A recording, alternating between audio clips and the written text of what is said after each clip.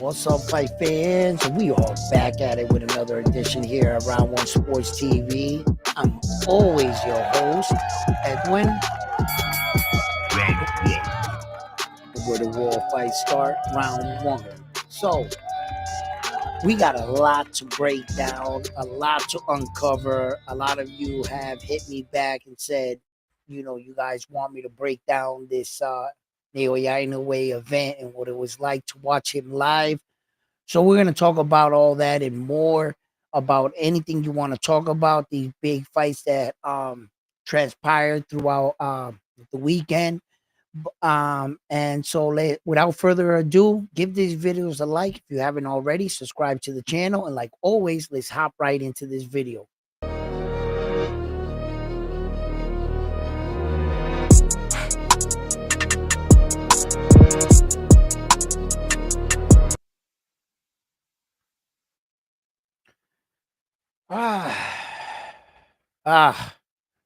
What an event.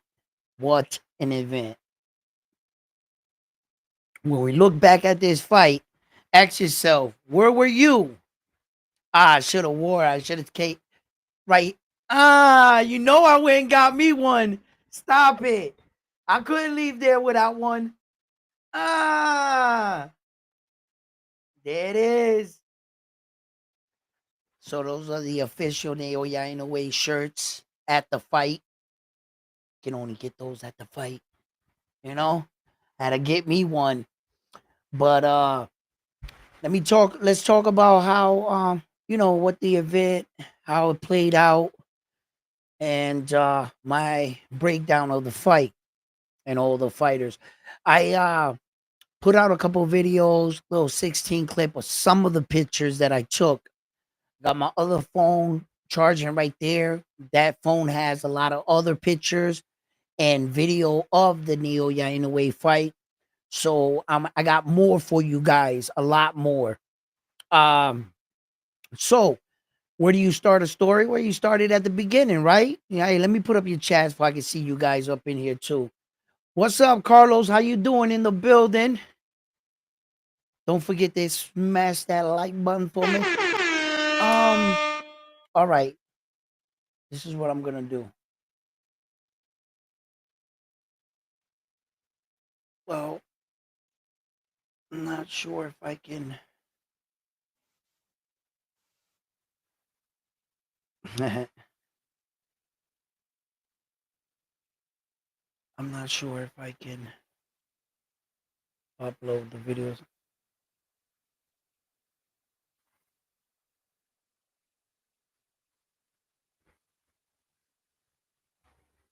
Hold on. Give me 1 second.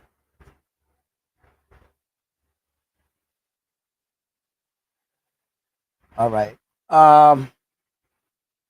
Yeah, I was going to try to see if I can get these videos uploaded right here real quick and see if I can share them with you off my phone. But it's not letting me off this iPhone because I got the other one connected. So it's going to take a little bit of time. So I'll share them with you, right? So as far as my experience with Naoya Inoue and like covering fighters and finding out how they set up things more and more and what to expect in these kind of venues and the higher places versus the lower places and stuff like that. And quickly it was the security and them protecting, you know, their fighters and stuff. And Naoya Inoue is a really big thing in Japan. When I got to Vegas, you can see that a lot of the Japanese people that were in the buildings, because I had shuttled over to the T-Mobile Arena. I was staying at the West Gate there, and I came all the way down, got to the T-Mobile, and you could see that Naoya Inoue fans will travel. You could see them; they were like everywhere. So as far as the event itself, it kicked off. There were a lot of great fights. Rohan Polanco fought on the card. I'm hearing he suffered an injury of sorts on his hand. Uh, more people know about that. I know a little bit more about it, but it's up to him to say what I'll let him speak for himself. But Roham's thinking about, I guess, now in the future going back down to 140. Rumors are saying that he's been offered a pretty good fight. I'll get more back to you with that when I know more. Espinoza fought on the fight. Also, Vargas fought on the fight. Both men were successful.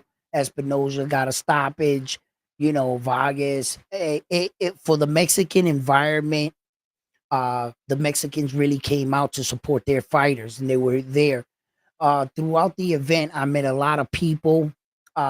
Pacific Attack, Mark, they were there in attendance, guys that are regulars on the show. And I had a really amazing time. I interacted with a lot of people. I got a lot of new subscribers, and I had an amazing time at the fight.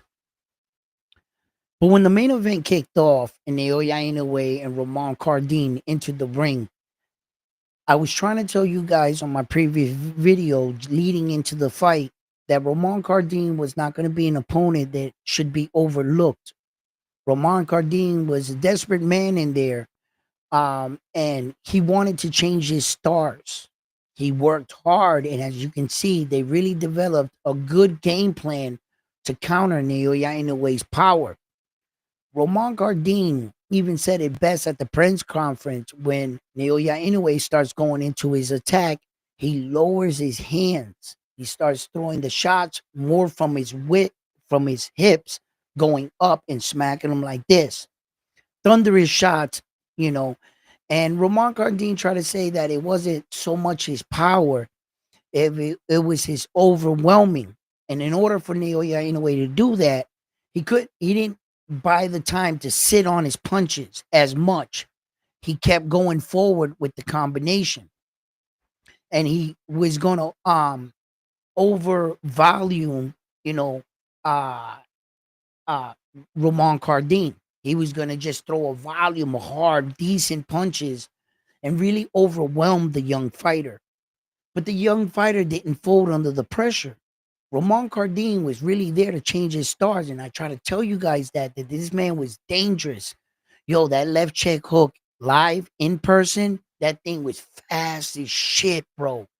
There was a few times he launched it like a rocket. It was just right.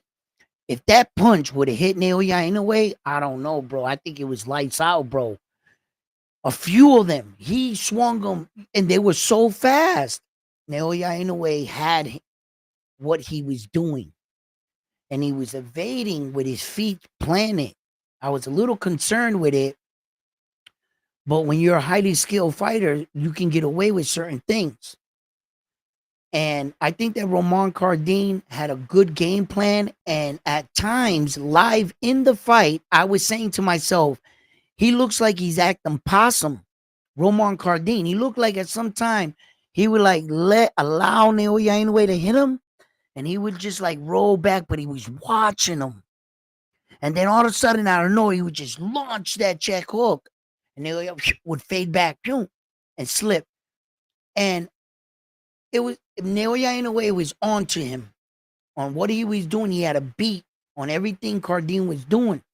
Cardenas, right, was for the most part fighting back. Yo, there was a few sequences. It wasn't just that Roman Cardenas caught Naoya Inoue overextending in the second round, and in an exchange, he lowered his head and he came up with the overhand like that, and he caught Naoya Inoue big.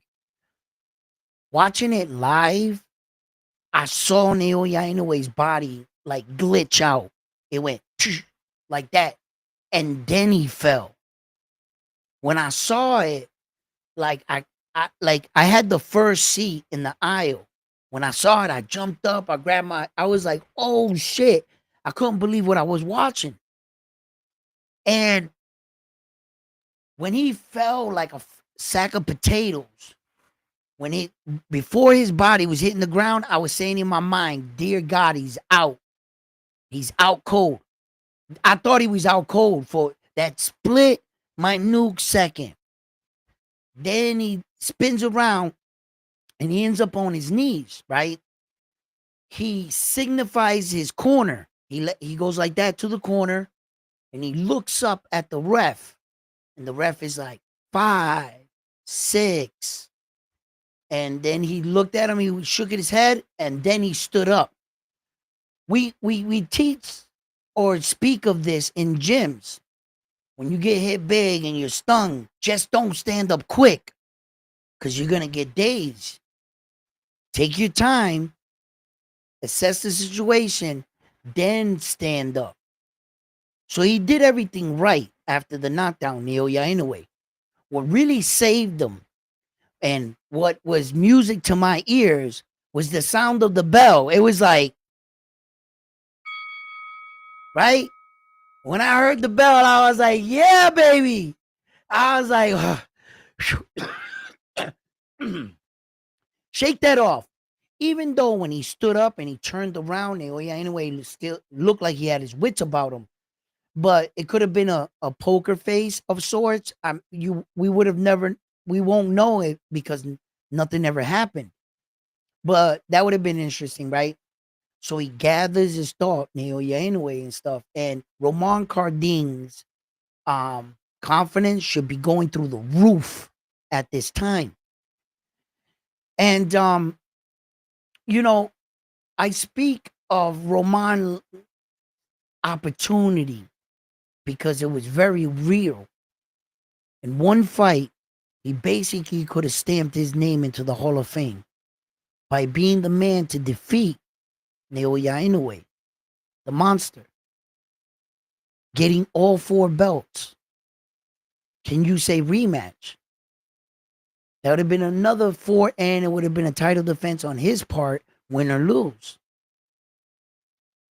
He would have truly, listen, when he hit Naoya Inoue and he caught him with that shot, it's like hitting a walk-off home run. At some point, that had to have run through his head. I got him. When that bell went bing, he was fucked. And he knew it, that he would have to work hard to try to get a shot like that off again. As far as Naoya Inoue goes, Naoya Inoue came in that fight, I believe, a bit too confident. It's probably one of the first fights I have to be honest with myself in my assessment and say that Naoya Inoue started doing things in this fight he does not typically do. He is such a skilled fighter. Everything I've seen him do early off in his career and as of late too, coming up, around the last 2 fights, I see him being a fighter falling in love with the knockout. He was modest with himself throughout his career and was like, I don't go looking for it. If it comes, it comes. But now I think that for so many knockouts in a row like that, I think he just thought that he can get in here and give a spectacular knockout, and Roman Cardenas was supposed to wither under his power. When Naoya Inoue saw that Roman Cardenas wasn't just withering over his power and he got dropped big in the fight, he made the adjustments necessary to take control in the fight. You see, but leading into the knockdown, I saw Naoya Inoue being real careless with his defense. Things we don't ever really see from him. He was really gonna bulldozer Roman Cardenas. That's what he was gonna do. He's gonna overwhelm him and hit him with a big shot and put him away early. And in trying to do so, he went in. Now, when I talk about Naoya Inoue, and I said he's forgetting to do certain things in boxing, what I mean by that is this. In Naoya Inoue's career, it hasn't always been about power. And throughout multiple of our champions throughout the years, there's a process sometimes that have to take place in a big fight when the opponent is just as skilled as you. There's a process that needs to be played out And what I mean by that, break down your opponent. Break them down, soften them up, then put them away.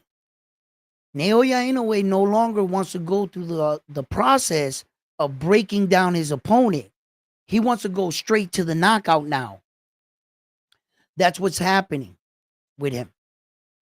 And that's what happened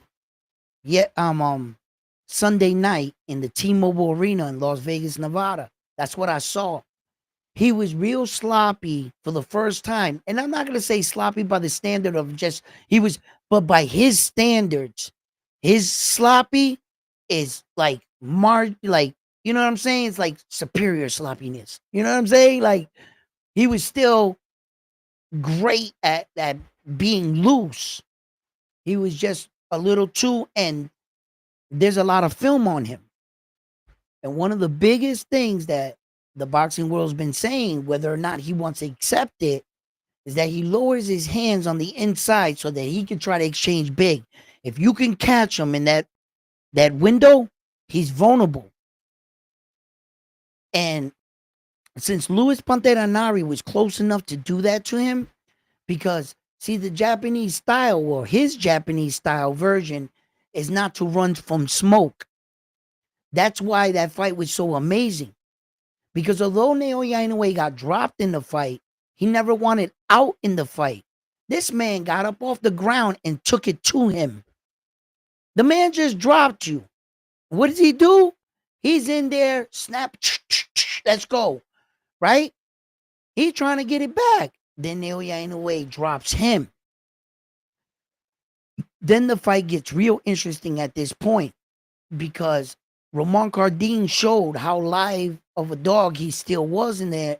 When he was swinging, there was a couple punches. I was like, whoa, bro, I'm glad he evaded that.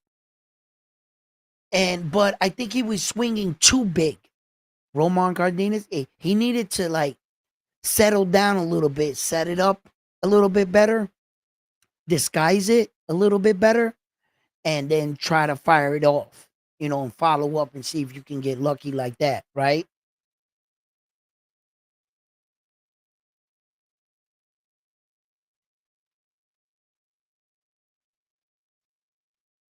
What's up, everybody?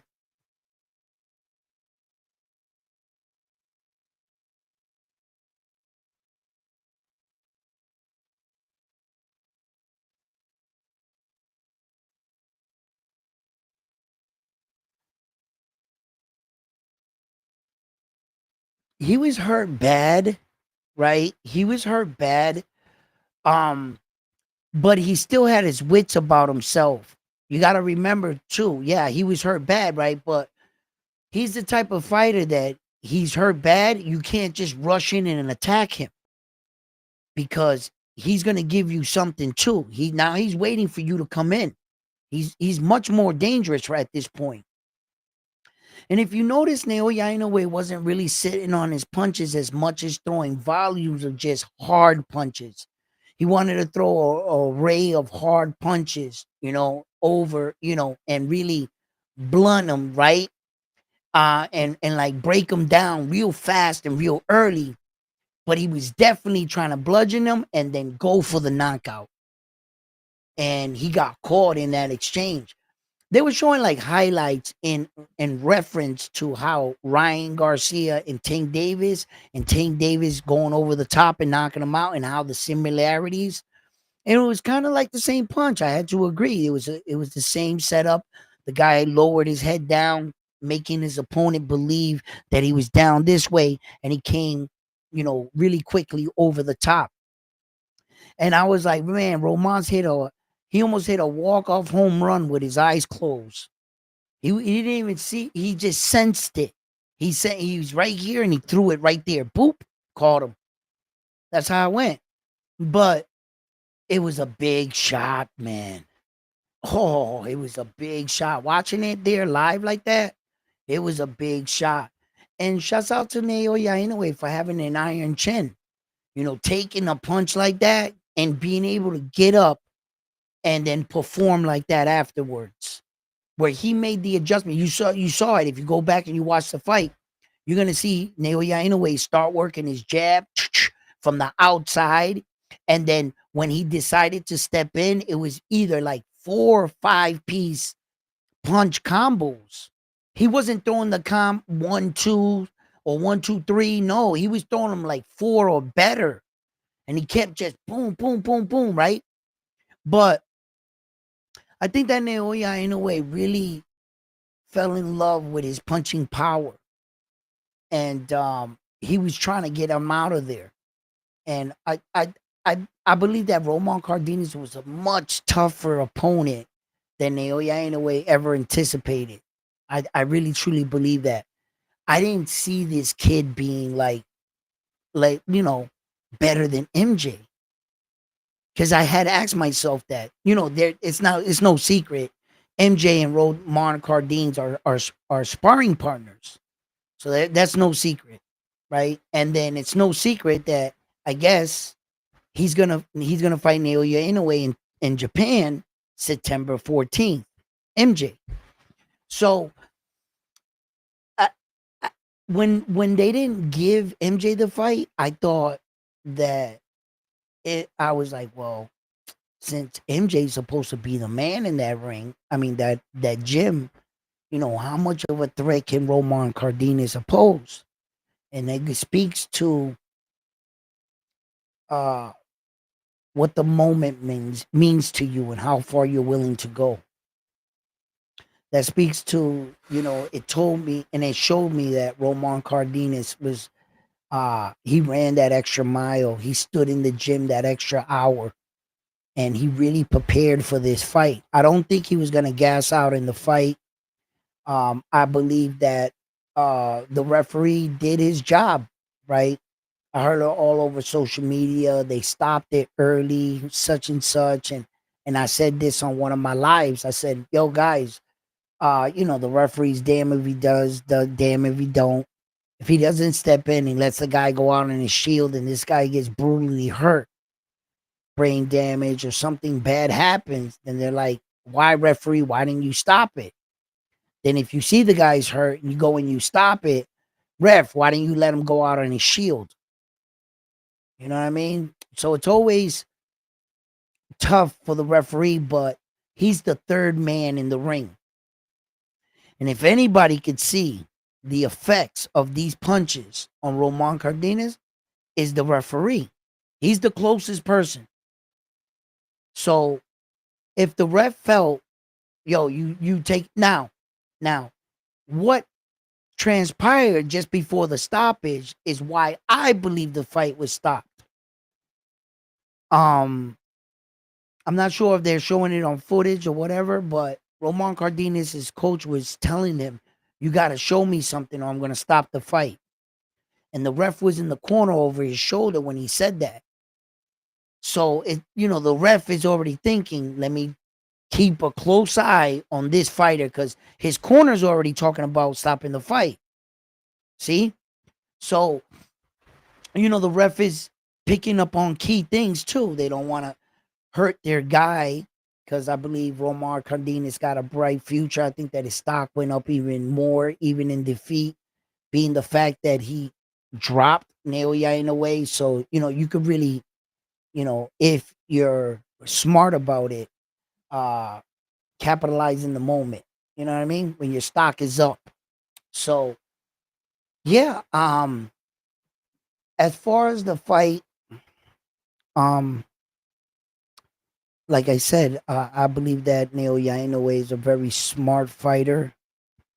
I think some fighters can become complacent, or uh, they could divert or make up like a recipe to like end all fights in your head, and your coach is looking at you like, this is not what we worked on.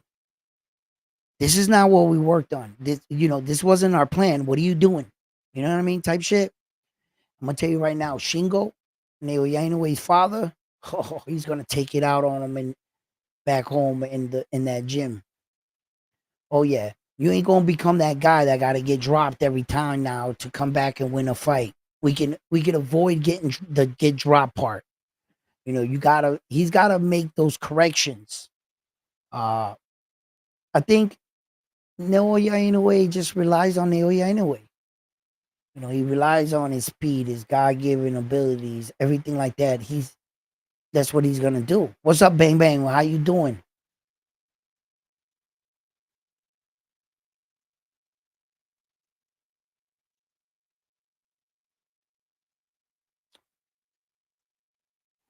You know,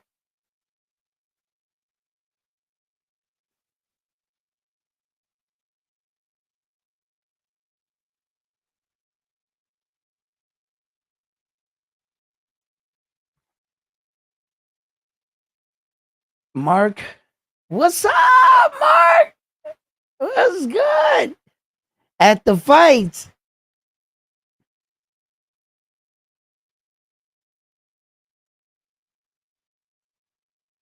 You're a little worried, JC,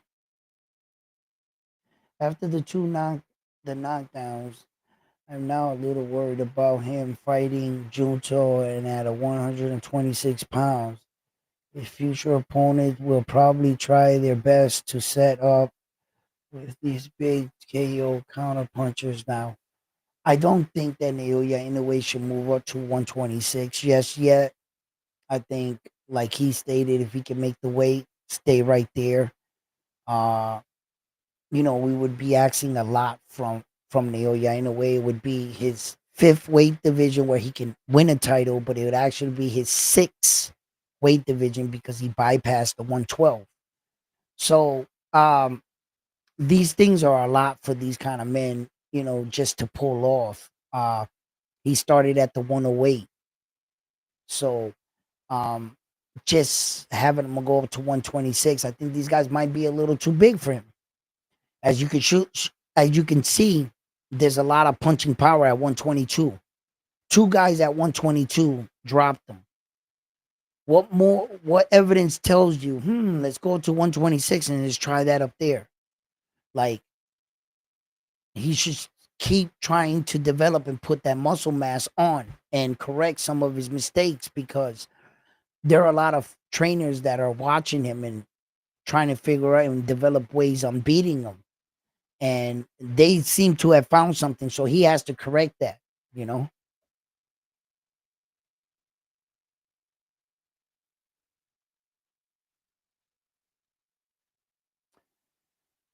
What?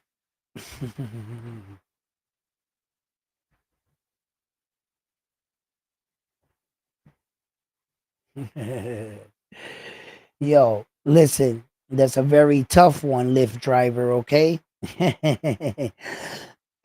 A very tough one. Well, let's not get lost in what occurred here. Let's just remember that Roman Cardenas was never the first choice. It's not like Naoya in a way and picked him. Then we could say, yo, you're picking a cherry pick because you purposely just, there was no other offers to anyone else. You picked him. Then by definition, we're like, yeah, you're not fighting the best guys right now, right? Okay. But since this is not that, and the only reason why he's here is because he took the fight to save the day because the original guy said hell no to the fight. So Roman Cardenas was never supposed to be in this predicament. Should have never got this shot. Nothing. It's because the first guy they had in mind said no. In order to get an opponent and give him enough time to train, they asked Roman Cardenas and he said yes. But he wasn't the first choice. So, yeah.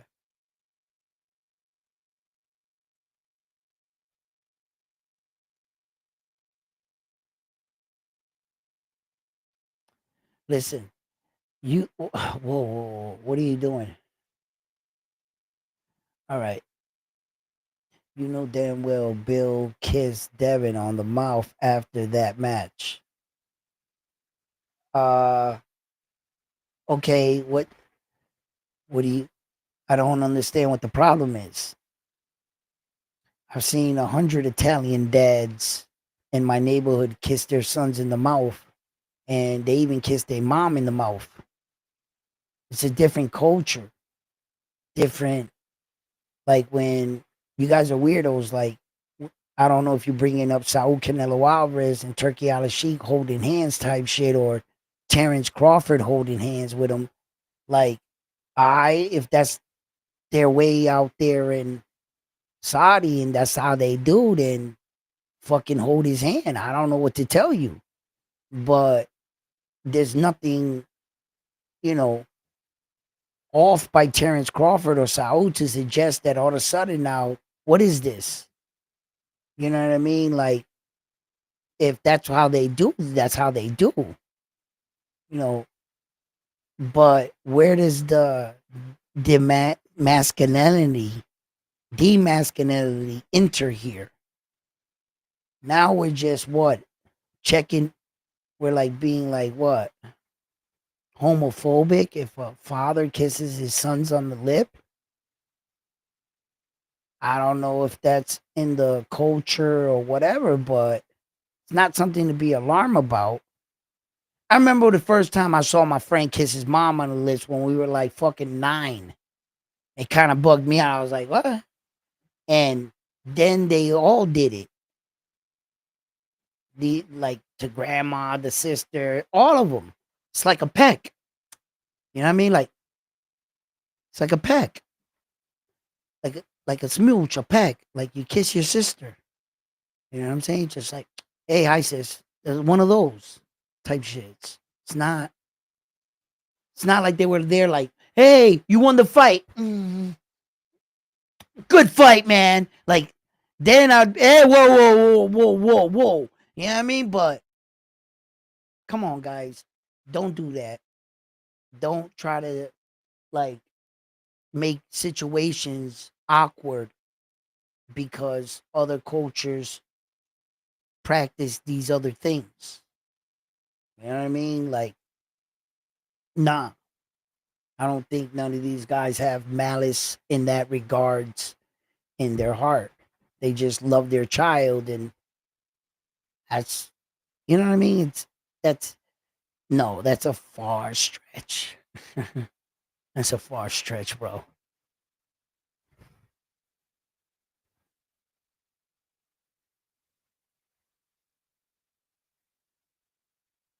Cardenas showed up, man, to the match, man. I like how he showed up. He really showed his grit, tenacity. And if you ask me, he was playing possum in sequences in that fight, trying to bait Naoya Inoue to come in again. He really was. And I seen it. Uh and you know, I can't sit here and say that the fight was really stopped prematurely. No, I can't. All I can say is that the referee saw the damage he was taking. In fact, when I saw him in the lobby, like exiting, when I saw him in the lobby, he had like this big purple line right here on the top of his head. And this under his eye, he had the glasses on, so I couldn't like see his face straight up. But when he was walking by, you could see this right here was all purple underneath. So I haven't seen any video of him after the fight because, like I said, I've been on a plane. I just got here. Then I touched down. I let Ness know that I was good. Let me tell you guys what happened in the airport too. You know, so I've just been running on like fumes and just going, kind of, right? So I haven't had time to like go on and relook at the Naoya Inoue fight in its entirety. I haven't done that yet. I'm meaning to do that again. I need to look at it again. Because you always get a better perspective when you see things more than once. Okay, I saw it live.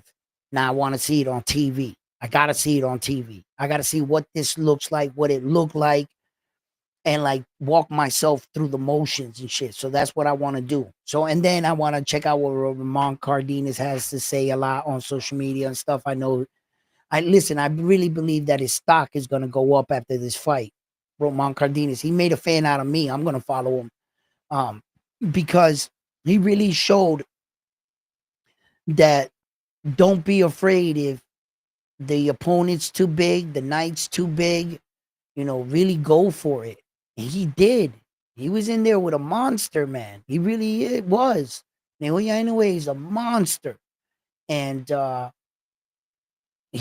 can I say? And a lot of people think that their fight saved the week out of all the boxing matches that took place, that they was exciting. Some people don't want to say so, but I believe that their fight was electrifying and had a little bit of everything: suspense, drama, violence. It had some of everything inside. So it was like a complete fight. Adversity, fighting over adversity. So I like everything about the fight with Naoya Inoue versus Cardenas, and I even like Roman's performance. His performance and his willingness not to give up on himself. A gentleman said, "Oh, you shouldn't have stopped the fight because you never know if he can land that shot." What fight do you ever remember where the guy was losing in the fight? People were calling him out and he came back and won. And I've talked about fights such as that with Diego Corrales, and Maidana, I Maidana's brother, in fact, fought on the card with which brings me to Maidana, right? His brother fought on the card against the Dominican superstar, Rohan Polanco, and we were talking about that and shit. This Madonna might not be as tough as his brother or as skilled as his older brother it was. So, but it was a good fight, type fight and shit. But he put the beat by Dre's on him. He was outmatched, outgunned. So, but like I said, he's probably gonna go back. Rohan Polanco, he's probably gonna go back down to 140. So let's see what happens with that. You know what I mean? Pacific Dad, what's up, man? Ed.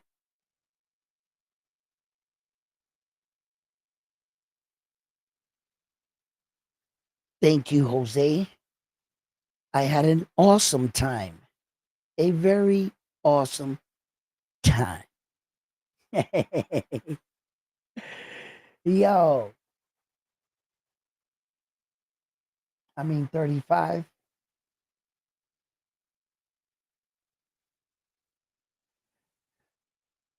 What's up, Troll? Is that you? Yeah, that's Troll, right? No, no, that's what's that? Who's this? See, I think that's Troll. Oh, Todd. I think Mary will make the right decision when to move up to 126 pounds. He started now. Now he will stop fighting when he turns 25. What you mean 35? And his goal is to be undisputed at 126. Yes. Um, Bruce Shushu Carrington and other fighters share their opinion as other fighters like Leo Santa Cruz too. They're on record saying that Naoya Inoue might want to stay where he's at 122 because the guys hit even that much harder up here. And that if he's getting dropped down here, but I say no. I say no matter what weight class you're in, you get hit with those shots, Naoya Inoue got hit with, you're going down regardless.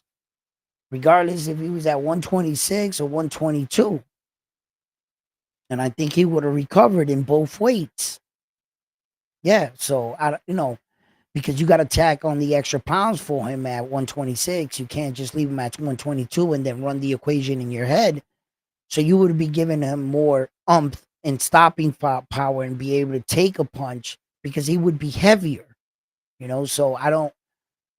So when they say, "Oh no," if he would have got hit with it, no, no, no, man. Let's not play semantics here. He got hit with big shots. He recovered, took over the fight, took control of the fight, then knocked the guys out. Typically when you see one guy go down in the fight, that's the guy that ends up losing the fight. Am I right? So CJ says, "What do you think?" No, What do you think of Naoya fighting MJ next? I heard Cardenas and MJ are from the same camp. Yeah, they are. Um, that if Roman Cardenas knew about this, he probably did. And he probably already knew that MJ was going to get the next fight. Whether I really believe that MJ's worthy for this, uh, you know, I'm not sure. Yo, what's up? Panic attack, my man, with the 20 P. Yo, listen, my man showing the love. Round one. Yo.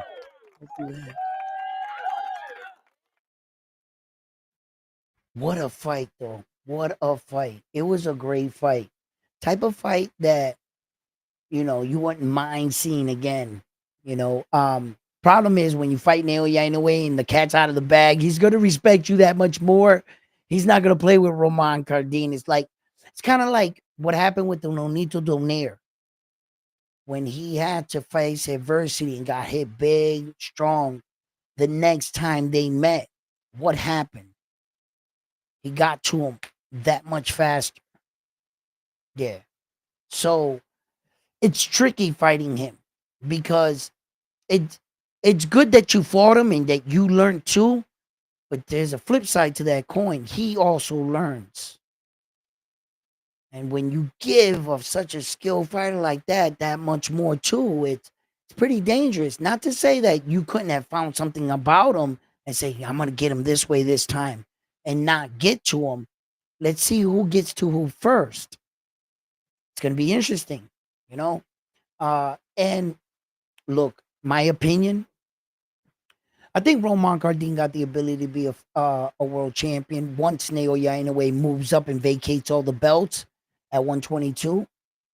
I think he could compete with all the top guys up there. Even if he had to go against MJ, I think he could compete. Um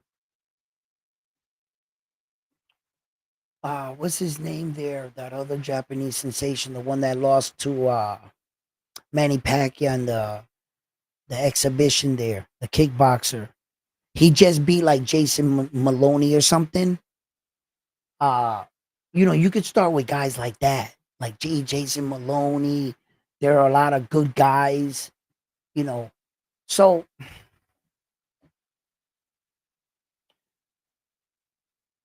the fight itself, man, look, when you got fighters like Tio that fought on the fight card that kicked everything off, you know, and they hear what people were saying about their fights and they're learning, because let's remember that these fights outside are in the testing period.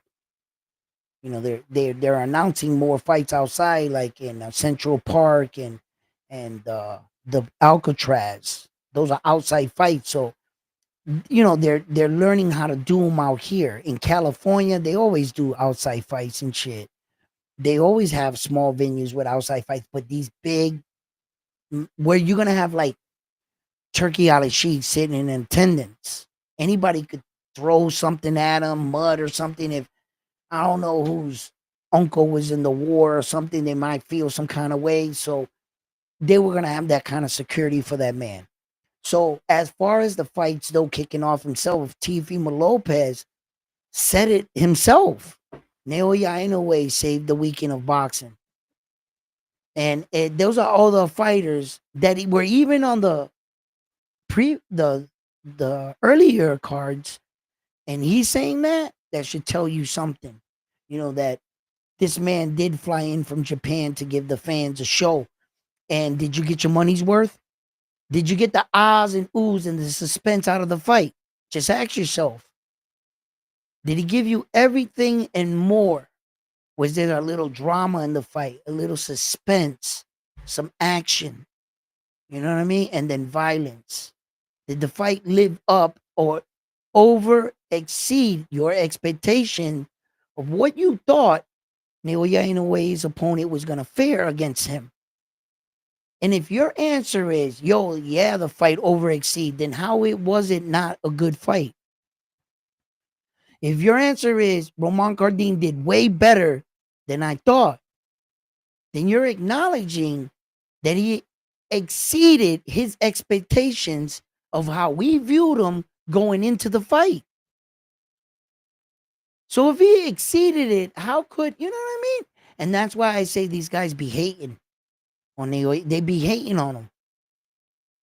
They want to talk about ticket sales, they want to talk about all that. But they don't want to talk about the elephant in the room. See, this is not a case of Naoya Inoue struggling to sell. This is not a case of a fighter on a high going down and now he can't pack the crowd. This is not that. What this is you're bringing a superstar from the other side of the pond, and you're bringing them and you're introducing them to a new audience in America. So that's what you're doing, because he's not a guy that struggles to sell. Leave Naoya Inoue by himself in Japan. See how he does. Shit, that little 8,000 he got, he'll get that in a section in Japan. He sold out the Tokyo Arena. They filled it up with like 22, 23,000. I mean, 25, 23, 52 to 53,000 fans. It held 55. They just slightly maxed it out to capacity. So if you can get 53, 52,000 people to come out and see you where you're from, you're not struggling to sell. Your problem is that you're going to a new market and they're trying to promote you over here. That's all. And they don't know you as much. But now I think the world got to see who he is and what kind of fighter he is and what he showed as fighters. Look, there are a lot of things we could train in a gym as coaches, trainers. There's a lot of things you can teach your fighter. Now, the basic concept of training your fighter is I can teach you how to throw everything with good form. I can introduce you to a better selection of punches. I can work on your style, how you shift. But everything we work out in the gym on fight night, it's up to you to put it together. What are you seeing and how are you thinking in your head? When are you, what are you trying to set up? All that. Everything we worked on, stated the game plan, but show me your style of fight. And until you get in some of these certain situations, I can tell you what your fighter's made of. But in the gym, punching a speed bag, a punching bag, jumping a rope, looking great in sparring, there's still some things you don't know. What if he gets hurt big in the fight? Will he give up? Is he looking for a way out? Does he want to be in the fight anymore? Is he making eye contact with you? You know, and a lot of these things, like, you're not going to know until you're in these moments. Then I'll tell you what your fighter is made of. Tell you what he's made of. If he's meant to do this. And see, a fighter can fight when everything's going right. What about when everything's going wrong? And you got to dig inside and convince yourself, nah, bro, I'm not out of this fight. As a matter of fact, I'm going to win this fight. And it's hard to change that around inside of your head as a fighter sometimes. And not all two men are created equal. Not everybody can do that. Some people stay stuck in the moment. They feel like they're in quicksand and they're just slowly drowning, man. It's a horrible feeling when, you can't get yourself to respond, Let me drop the link in the chat here. Let me read up and freshen up on you. I'm going to figure out what this guy's name. I'm going to get my magnifying glasses out here. I'm going to read his name because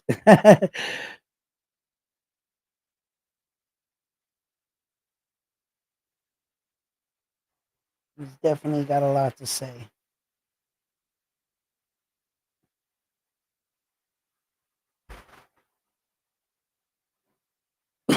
What was that? No fight is an easy fight with respect. Those who come to fight for legacy, unlike others who come and dance in the ring. Uh, if you speak up against Saul, the boxing world goes up in an uproar. And I don't speak up or put any of these fighters.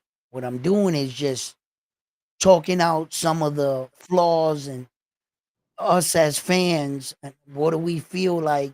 We're the ones traveling out to the fight. Without us, you don't got anything, Saul. And we fight traffic. We buy plane tickets, bus tickets, and do all these things to go out to see a fight to see this. Because let's think about this. Just before this fight, Saul is famously known for what? Being a master at what? Cutting the ring. So many fight fans took to social media to express that just before the fight. He's a master at cutting the ring. It's if you start running, he'll cut you off. And bro, it looked like Father Time caught up to his ass. That motherfucker looked slow as hell. He couldn't walk him down, chase him down, and it was Saul's job to stop and corner him from running. Because it's obvious William Skull didn't want to engage. It's like they played a game of tag and Saul, you're it, and ran from him. And I was just like, okay.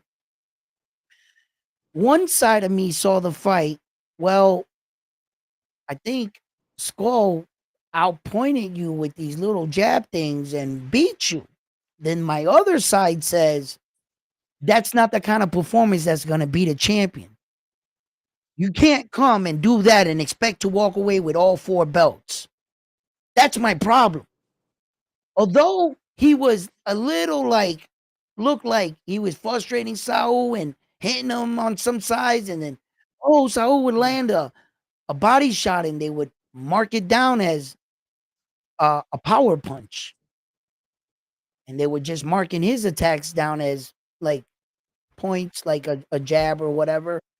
But Saul's punches, they were saying, had more effect. And I just want to be perfectly clear. If you're going to beat a champion, you got to beat the champion, because if it's a close fight, they're going to give it to what we call a champion's nod. They're going to give it to the bigger champion. Because you didn't show you were worthy of taking all his belts. You didn't put up that kind of performance. Had he sat down on some of those exchanges on the front foot and really showed the crowd that he could back Saul up, run a little, and then do that, but more offense rather than far in between, he probably could have beat Saul. He had a good game plan. He was running on his bike. Look, if you ask me, that's Saul's job, to cut the ring and stop that man from running. You're supposed to be able to do that at an elite fighter. So what are we saying? Oh, that's why Saul doesn't fight this style fighter, because this is what the fight's gonna look like. Motherfucker, now you're bending the rules as what an elite fighter should be able to do. So by your definition, what are you saying? He's not elite then? Are you admitting it? So yeah. What's up, Frontline? How you doing, man? You doing? Get What's in here, happening? bro. Get in here. What's going on? Yo, so Yeah. real quick, the Japanese fighter that fought the exhibition fight with Floyd Mayweather, thanks to Tyler Mm-hmm. Yang, it's Tenshin Nasukawa. Tenshin Nasukawa. Yes. Yes. And he just fought Jason Maloney. He looked good with Jason Maloney. They went the distance. Jason Maloney really, really tested his boxing pedigree. And Nasukawa definitely showed that he's getting better in this. There was another Japanese fighter that fought in Naoya. Anyway, he was making his debut. He fought against a Puerto Rican kid. Um, No, he was. That wasn't his debut. That was his Yeah, you American what? Yeah, debut. yeah, yeah. You know what I mean? An American debut, Yeah, right? yeah, yeah. So, Yeah. he, eh, I, He I looked didn't good. He looked good as listen. fuck. Listen. Every time I turned like this, the dude was going down. I was like, I Bro, was like, that kid looked I was good. like, damn. So I was like, I'm gonna keep an eye on that kid. I'm gonna keep an eye on him. Um, He's good. And the other one that fought in the teal and the Ryan Garcia Rody yeah. card, it was his pro debut. Okay. Yep. Dude, he showed a lot of Yeah. toughness. But I don't know if you No, got I to catch didn't. that fight or not. He showed a lot of toughness. I'll All send you the right. video on the Yep. background. Um, he showed a lot of toughness, and I mean it's his pro debut, first fight Hmm. ever as a professional. So I'm not gonna really criticize him like that. But but yeah, the other thing, in a way, did you notice he got caught with that left hook? Did he make that mistake again during the fight? Yeah. Yeah. No, he didn't. Look. Check this out. Check this out. I think that Naoya Inoue, uh, Car- Roman Cardenas said it best at the post fight. He said, "I noticed that when Naoya Inoue started exchanging, his hands went down, and he Hmm. knew that when he exchanged, he would be able to throw the left check hook. The adjustment that came in the fight was really smart by Naoya Inoue. What he decided to do after he got hit big was, even though he was going to keep his hands down, he wasn't going to stop his combinations at 2 or 3. He wasn't just going to go boom, boom, boom, like that. He was going to give him 5, 6 punches. So when he was looking for Naoya anyway, so much was coming his way, it overwhelmed him and it deterred him from throwing the left check hook. Right. He also said that in the in a post fight interview. I don't know if it was with Fight Hub or Fight Hype. But he said that Inoue doesn't hit Oh, hard. yeah, I seen that one. The I seen that, yeah. problem, the problem is the accumulation add up and puts a toll on Right. Now, fighters. now here's a situation, right? That a fighter might not understand what's happening. Okay. But later in his career, he's Right. going to find out and he'll make another interview and he's going to admit that Naoya in a way cracks extremely hard. Here's what's You got a super chat there. yeah, hold on a second. With the 5 piece, hold on. I'll be right with you. Let me just finish this train of thought. What's going to happen in Roman Cardenas' situation is he's going to realize is when you're in a fight, the first few punches are the ones that you feel. Even a jab fucking hurts. It all hurts. Hmm. But there's a point in the fight where you become numb to the punches. And all you kind of feel are like the flashes. You know you were hit big, and it kind of like flashes with your adrenaline pumping through your body. A lot of fighters don't feel the punches as hard. They can feel the smack, but it's like their face has been battered. It's kind of like when you get a cut, the first part of it hurts, but if you keep like, then the pain is not so Yeah, much. it numbs Right. out. So that's what's happening to him. And he's a young fighter, so he doesn't know how to describe it. You see, but later he's gonna realize how hard Naoya Inoue actually punched. When I saw him walking through the lobby, I'm telling you, this whole shit right here was purple, and you could see under his eye, it was like purple. He had the glasses on though, and Hmm. Yo, did you see his that's forehead? what I'm saying. His forehead, it was it was like a line. It looked like they told him, how many lumps you want with your coffee? And he said 4. And they boop, boop, boop, boop, boop, boop, and they gave him the lumps. You know what I mean?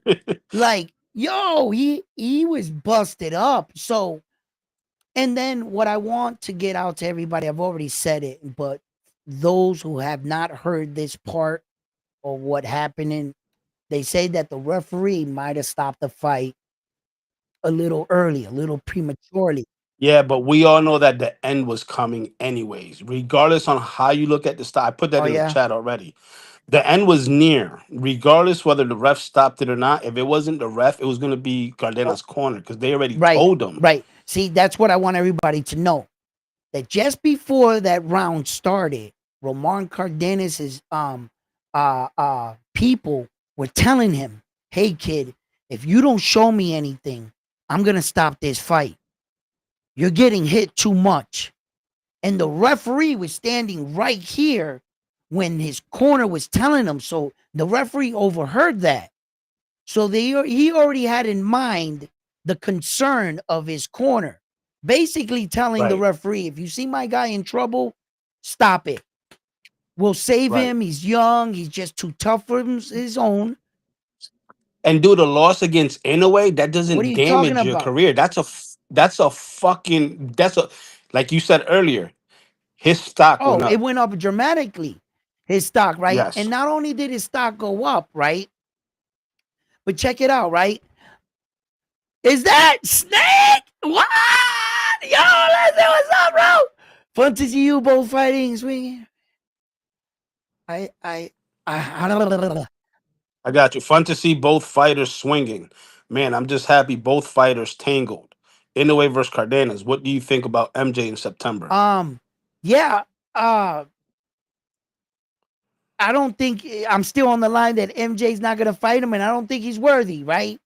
But after seeing Cardenas fight Naoya in a way, I think that Cardenas was the right person instead of MJ.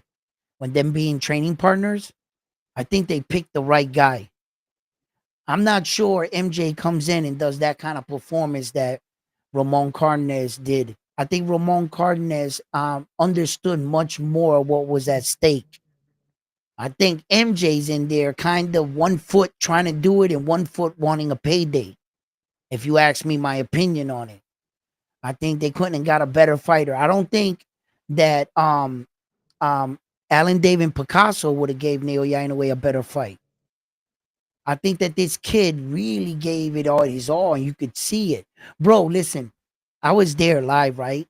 And I'm watching it. When he would swing that check hook, bro, the entire that side of the section got fanned. Bro, that shit was coming, Super yo, fast. so fast. Watch, yo, and it looked strong. The punch looked strong. I was like, damn, if he would have caught him with that one, I was like, ugh. But and they always just like evading them and shit. But good back and forth exchange. I don't know if you noticed, Cardenas hurt Naoya anyway to the body. He Yes. hurt him to the body, bro. Naoya went back on the ropes like this, backing up, and he came forward. So Cardenas showed he can get to you with just, it wasn't just one punch, the left check hook, and he was finished as a fighter. No, he was using the jab. He used the body to work to the body. He just needed a little more. So what Naoya Inoue adjustment in the fight was to increase his volume of punches. He figured, Yep. not, don't think just one big strong punch, just a bunch of hard punches. And Yep. he just poop, poop, poop, and he just kept beating him with a sledgehammer rather than just one punch knockout. So he said, okay, I'm just gonna drop these sledgehammers on you all night right here. Tell me how that feels. You Yo, know? Cardenas showed too that he's got a Um, chin, he's got endurance. He showed up. I mean, granted, yeah, anyway, beat the endurance out of him, but he did show heart. He showed whatchamacallit. Yo, Tylee asked a question. what's It's up? been a minute. He said, "What's your thought? Does Inoue look like he's going downhill a little bit compared to his other U.S. fight, Maloney Desmarinas? Your thoughts?" It's not that he's going downhill. I think he's just getting complacent. I think he knows that he's good. I think he's sometimes fighters, they rely on their power. Like, for instance, Dante Wilder was a better boxer puncher early in his career. He did more. He used the jab, everything. As he went on through his career, all he relied was on the right hand, and his skills diminished. And those are fighters falling in love with their power. Naoya, in a way, skills didn't diminish, but he was he was trying to get to the end too fast at this level.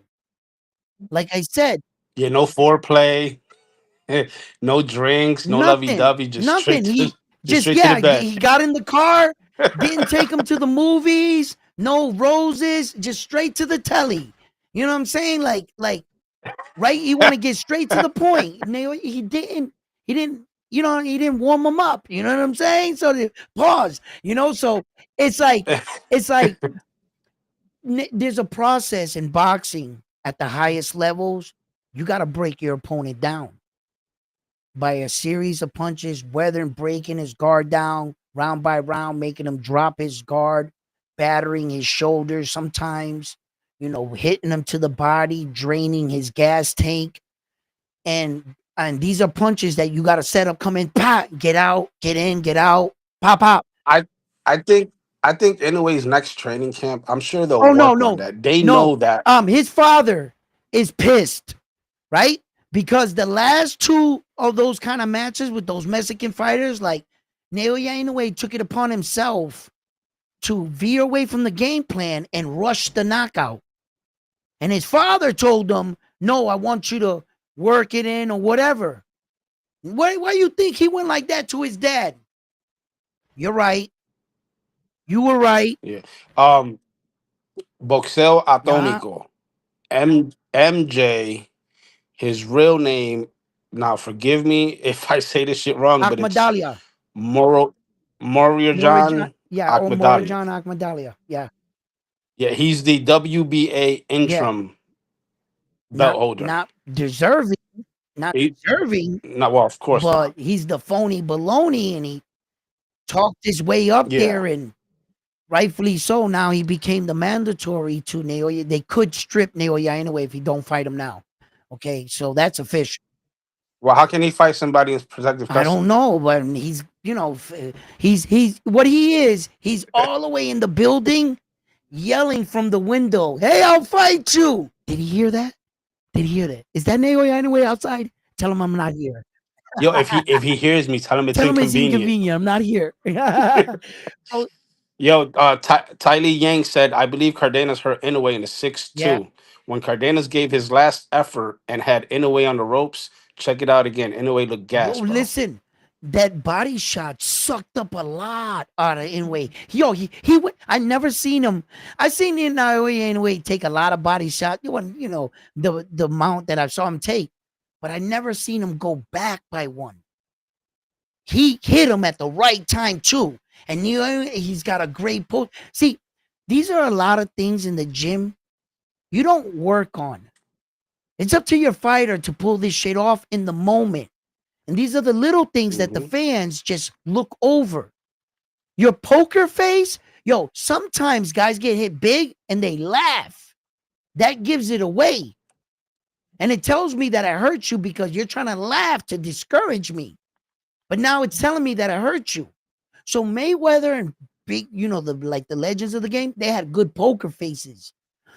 Later on in their interviews, they say, yo, when they go back to relive the fight, and he says, yo, in this round, you really had me hurt. He said, what? He said, yeah, man, I was standing there out on my feet, but I was looking at you like, and you didn't step in because you didn't think I was hurt. So those are things that your fighter got to do in the moment. Naoya, in a way, was probably really hurt in that moment. But guess what? Roman Cardenas couldn't tell because Naoya in a way didn't give him anything. And only us at home knew it. But him catching it, he doesn't have. It's like talking. It's like that person standing outside of the fight, criticizing the people fighting. Or if that was me, I would have did this, this, and this. And then they get in that situation and they don't do any of that shit. Because you realize your perspective of what you're seeing, you're comfortable analyzing, breaking down the fight. But inside the fight, your fucking adrenaline's going. You can't see. You're in the. So Yeah. you're in the heat of the fire. So it's easy from outside to judge somebody what their faults were. Oh, you did this wrong, kid. Yo, we do got to thank Inoue and Cardenas for saving Cinco de Mayo weekend. 100%. I don't care if everybody don't want. We have to thank them. I don't care. What's up, Edwin? How you doing? What you say? No, feels. It's. I look. I always say that there's certain things about fighters we don't work on in gyms. Like when Naoya Inoue got knocked down. It's not like his father Shingo goes, okay, Naoya Inoue, check it out. This guy's going to punch you in the jaw. You're going to go down. Look at me, kid. Look at me. I'm going to tell you when to get up. And beep, work on the drill. Punch him in the face, right? They don't work on that. You don't work on those things with your fighter. The only way you can fight on fight night, when he gets in trouble, when he gets knocked down, I'll show you who that man is. Mm-hmm. I'll tell you what he's built like. I'll tell you who you are when you get your orbital bone broken in the second round and you fight 10 more rounds like that.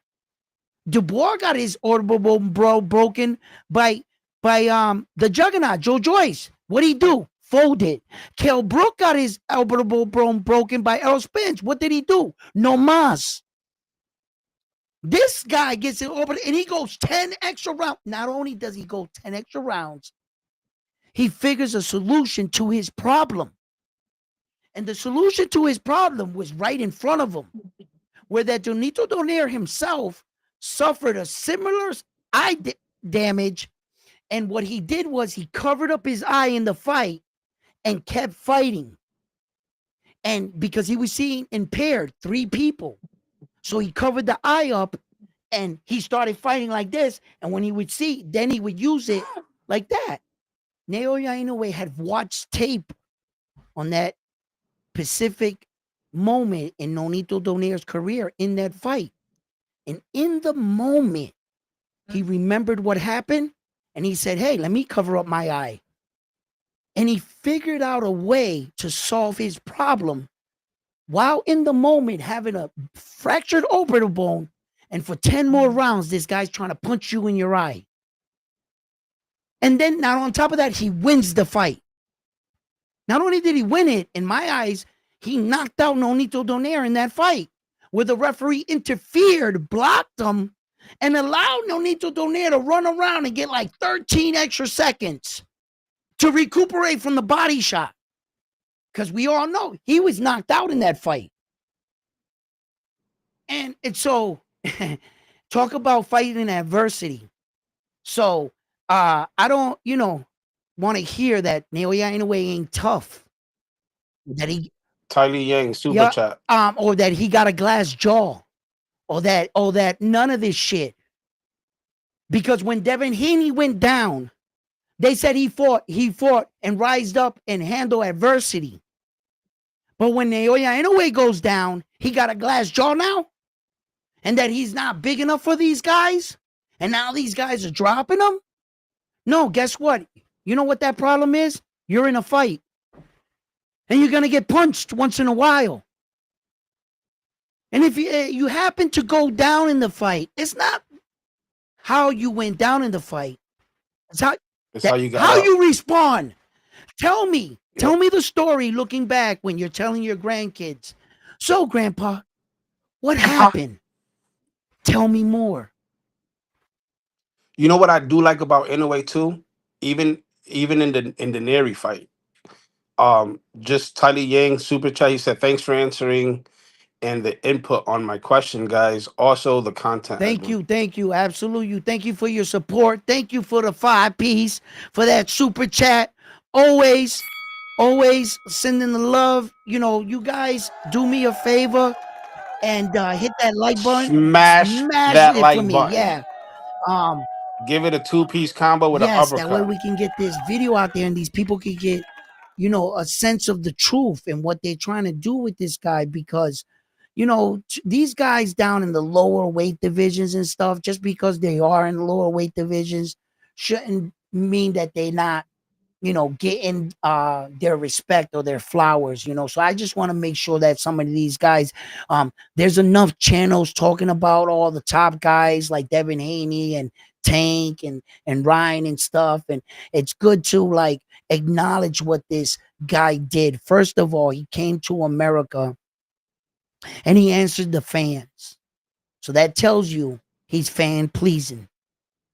It tells you the fans said, "Hey, Naoya, you need to fight across the pond."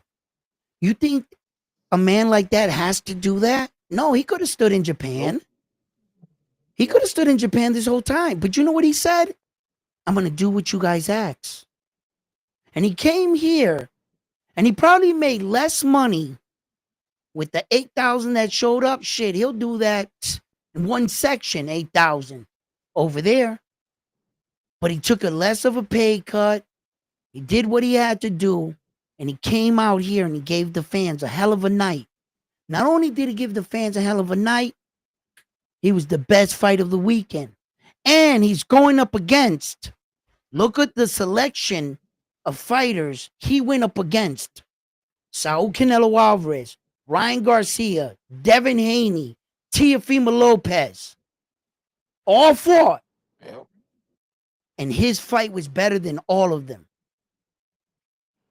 You put Yep. all those stars in the same week with him. Who was the one that saved the card? Him. So how dare they say this man ain't who he said they saying he is? And you know what they're gonna try to do by him going down in the fight?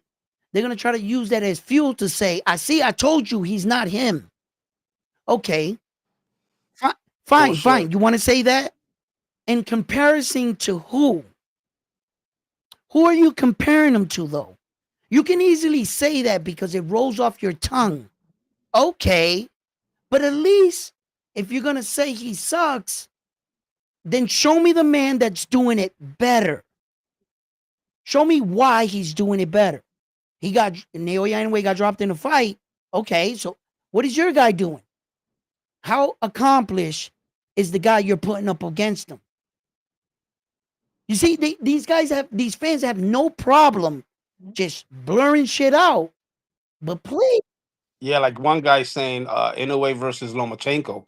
Who in the fucking right state of mind would even consider a Lomachenko that's at 35 to fight a 108? Because Inoue started at 108. He's already up, what, five yeah. See, divisions? these are guys that try to make up impossible fights for so that they can say in their head, see, he's beatable. He's not him. Why doesn't he fight Javante?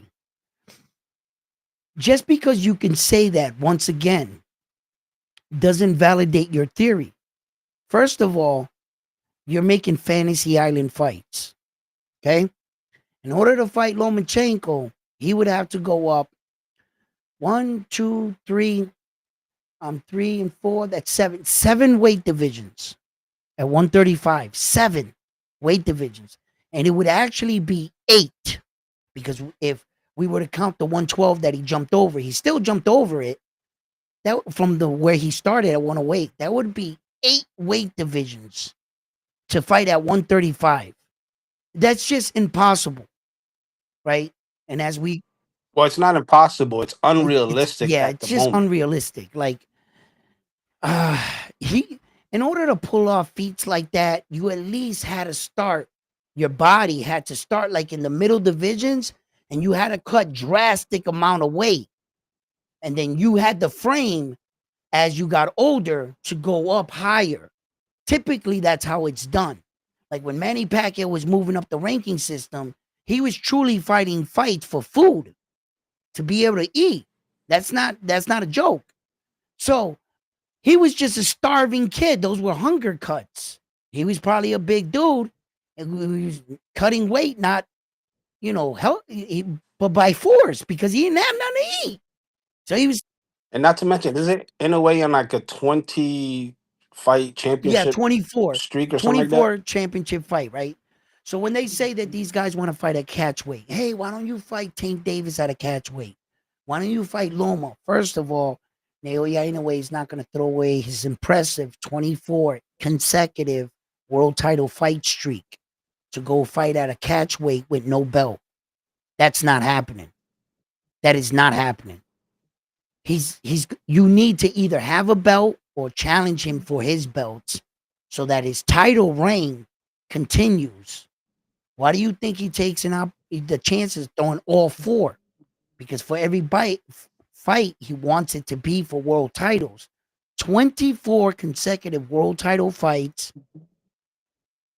He should be coming into his consecutive 19th knockout in a row with this fight.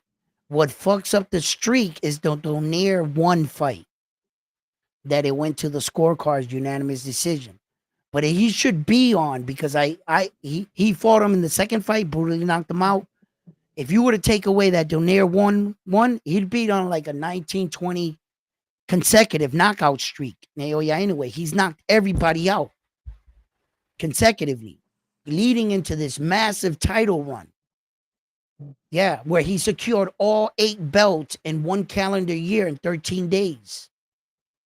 Got 8 belts in 1 year and 13 days. It's fucking ridiculous, bro. That's video game shit. That's like you coming up and undisputed and fucking, it's truly remarkable what he's doing. And if it was so easy, why isn't Junto doing it? Why isn't Bam doing it? Why ain't all these other guys that are down there with him right now in the same era with the same fighters? Go ahead and do it. Show me. It's not No, convenient. it's just that that's why he's a fucking anyways an elite athlete. He's an elite boxer. That's why he's in a different Well, category. It's back to your point about Inoue being knocked yeah, down. I don't know if I'm sure you noticed it, but just to yep, put it out there, what I do like about Inoue is that when he got knocked down by Neri and when he got knocked down by yep, Cardenas, he physically and literally composed himself and he stayed down for the 8 count to gather his thoughts and gather his game plan for when he gets up, how he's going to approach the remaining time that's left on that round. You know what I'm saying? Most boxers, they get knocked down, they want to jump right up and get like they don't recover right, fully. right. You And know what I fight mean? fans, listen, I'm gonna do this for you guys right now, just for that you don't see. You guys can see this for your own eyes. All right. Savage, check this out. Savage Soldier, watch this. Check this out. I'm gonna put up Naoya Inoue's BoxRec, and I've done this before, but yeah, I see that you're new to the channel, so we talk facts here. It's easy to just run your mouth and say anything, but it's also another thing to talk facts. So I'm gonna go down here for a second. What I'm gonna do is I'm going to switch this up here. Hold on, give me 1 second here. Okay, hold on. Okay, we're gonna go to BoxRec. We're gonna go like this. Me and Bear, our front line, gonna go down here. I already said Bear. Okay, so it's real quick. We're gonna just get Naoya in the way. Go down the list of champions. You know he's gonna pop up. Bingo, there he is, man in question. Bam.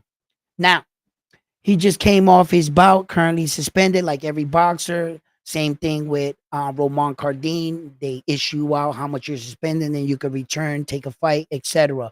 They finally gave him a 90% knockout ratios. You sons of bitch! Yeah, they finally gave it to him. So now he's 30 and 27. He's sporting with 27 big ways to knockout. He's 32 years old, 5'5". He has 181 rounds experience. Now let's talk about this claim that I made that he won 8 belts in 1 year and 13 days. Let's see if that stands to be true. Okay. Okay, so we would have to go back here to the Paul Butler fight. The Paul Butler fight, he had the last remaining belt Naoya needed at 118. As you can see, 117 he weighed in, and his weight was 118 at 118, and his was 117. Okay. So the clock starts ticking the moment he wins this belt from Paul Butler. It wins 4. Look at the date. 12/13/2022. Right? Okay. The clock starts ticking. Now go. The next fight, he fights Stephen Kubo Fulton, wins 2 belts. The next fight, he fights Marlon Tapales, wins the remaining 2 belts, has 4 belts. He vacated these 4. He had them. 30 days later, after winning the last belt, he vacated all 4. He has on record for 4, wins 2, 4. Look at the date, people. 12/26/2023. Within 1 year, he won 8 belts. That's checkmate. You get the clock starts ticking as soon as you beat this man for 4. You can't get awarded for 4 if you haven't beat him yet. Yeah, that was at Yeah, 118. soon as he beat him, He became right, and undisputed. then 30 days later he vacated all 4 belts. They said, "No, yeah, you don't got to vacate your belts." He goes, "I'm not holding up the division, and I'm not going backwards. I'm going forward, and I'm beating Stephen Kubo Fulton, your undefeated, unified world champion."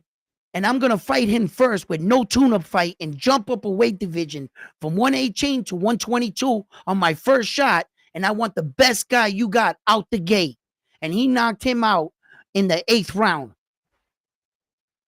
Mr. Yes, Miyagi and with a $10 that's what he super do with chat. the 10 piece, Mr. Miyagi. Thank you for showing the love.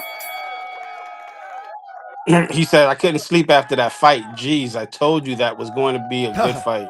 Man, listen.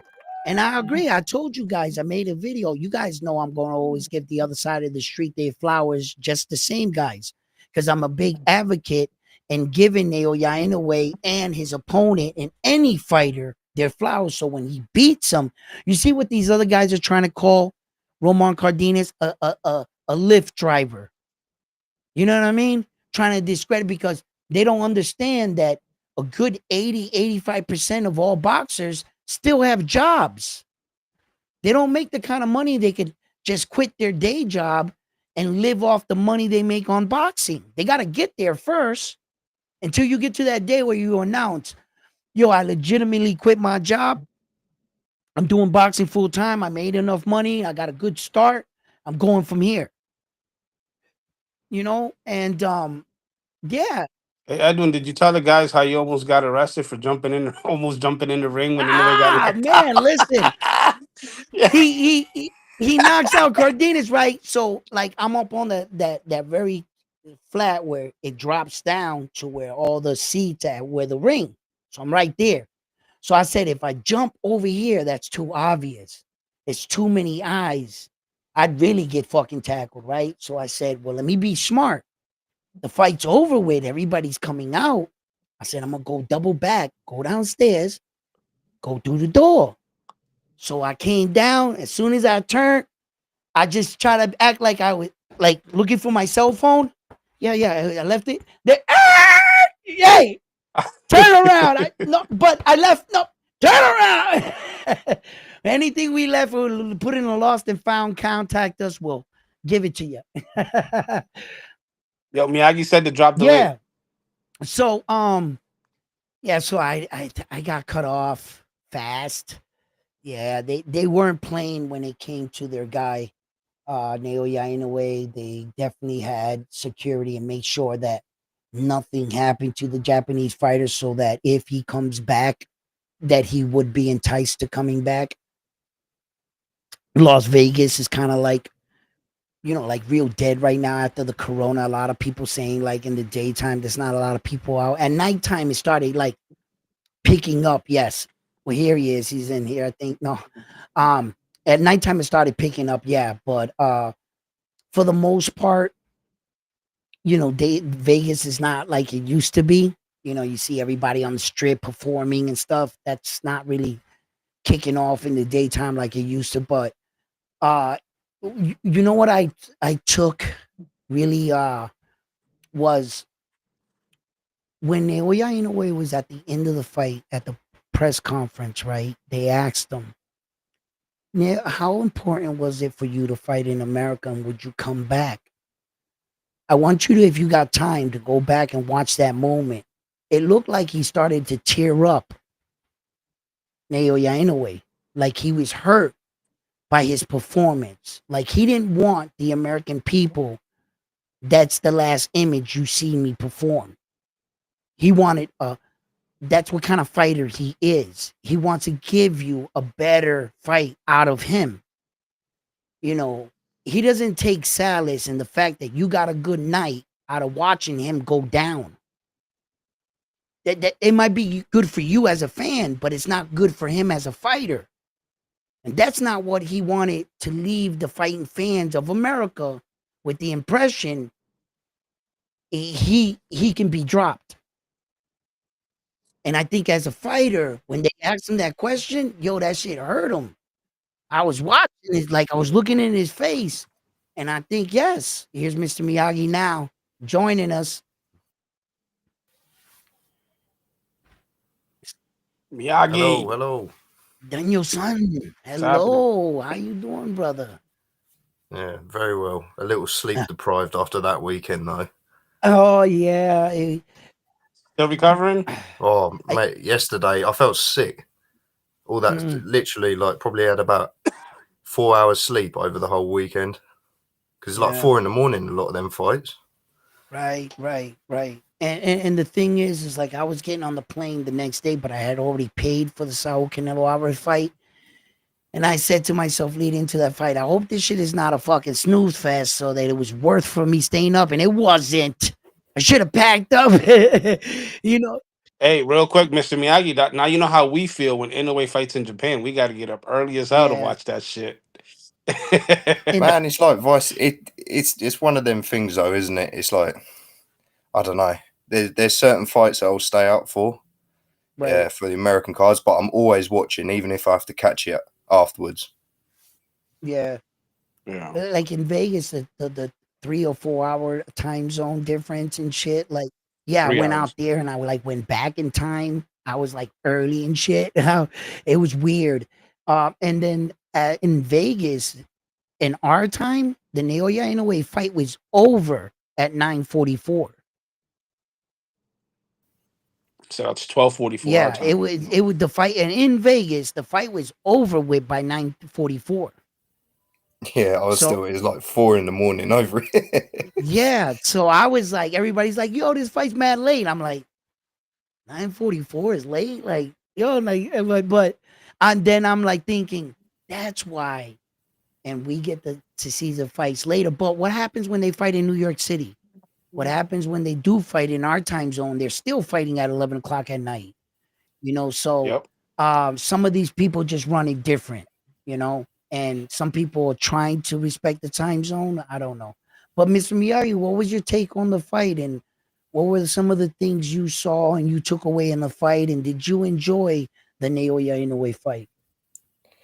Yeah, I enjoyed that a lot. I knew Cardenas was like I was saying, what, like months ago, about I don't Mhm. read into people's knockout ratios on paper Right. after, because I watched the Bruno Saras fight, and I'm telling you now, that guy has heavy hands.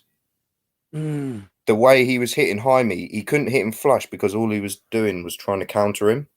But you could tell that guy, his record doesn't show how powerful he is.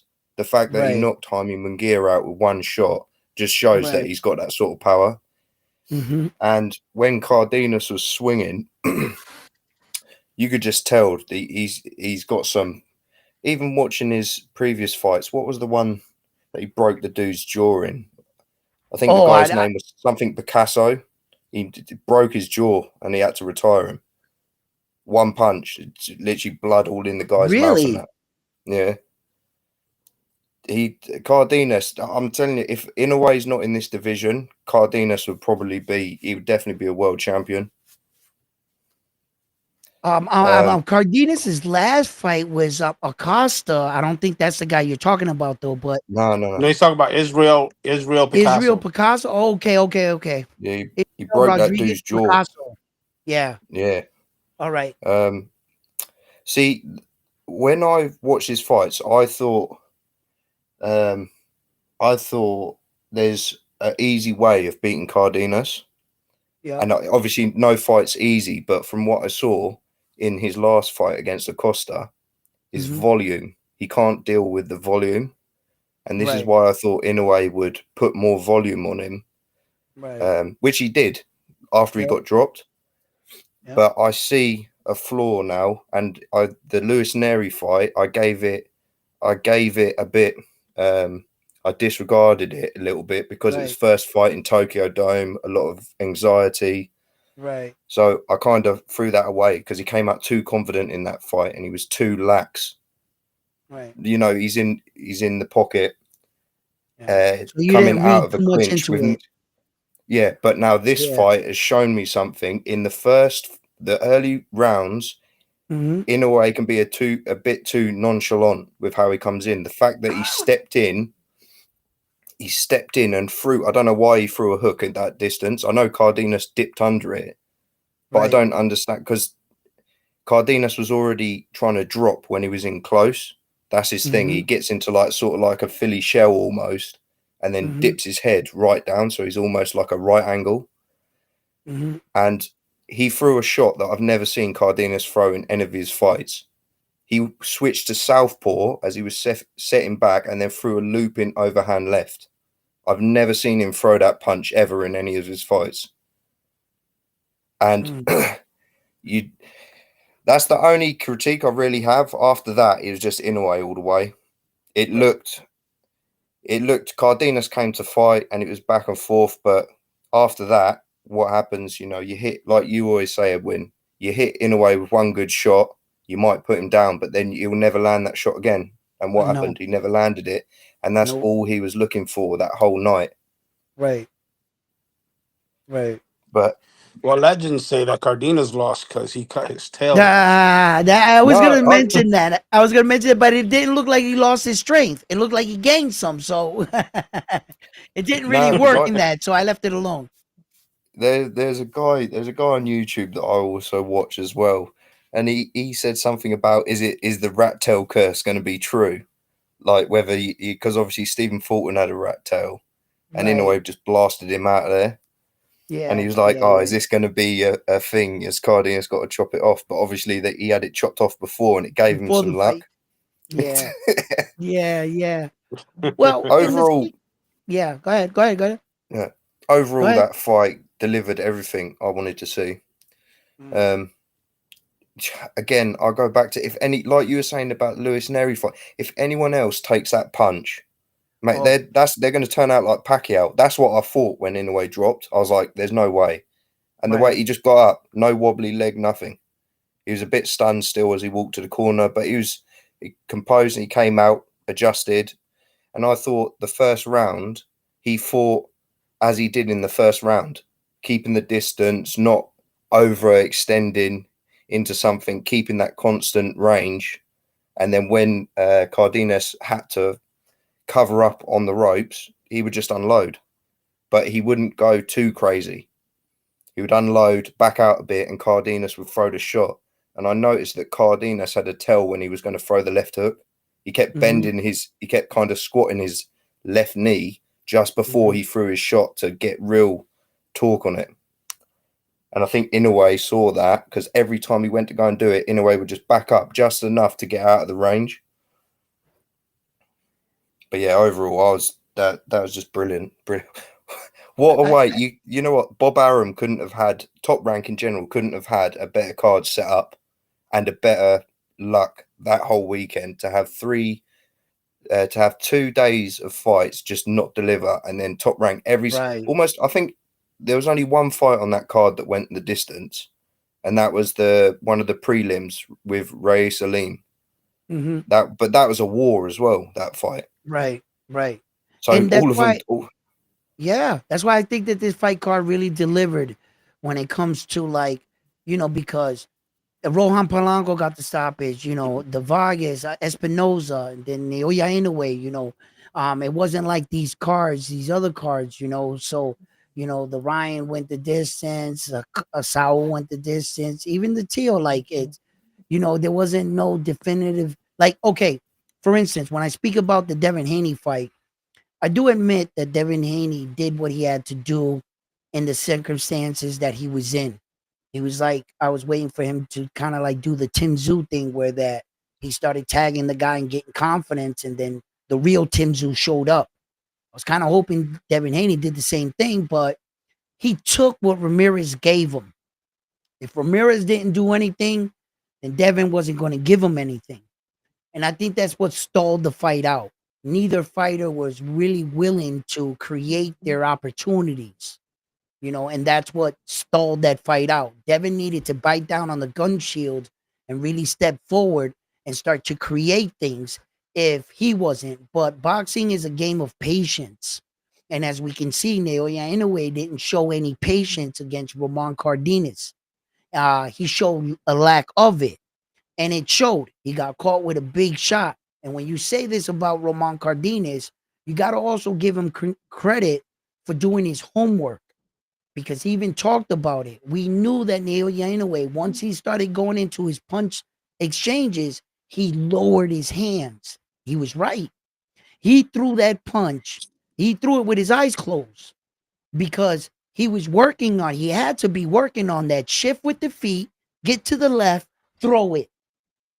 See, because that was the side to hit him. That was the side Luis Neri hit him on. That was the punch you were going to have to hit him on. And they worked on that. And with him looking down at the ground, he still hit the target, which speaks of, it wasn't all luck. It was something he was trying to prepare for. But like I said, good luck. Because if you hit him with that shot and you don't finish him, you're not going to hit him with that shot again. Now, Cardin did surprise Naoya Inoue downstairs to the body too as well. He found another way, another punch. And he happened to get him downstairs because Naoya Inoue is hyper-focused on evading that shot upstairs that he even baited him, Naoya, and he got hit hard downstairs to the body. Because now Naoya was paying attention to everything up top. So it was good that Cardenas learned, but you said it.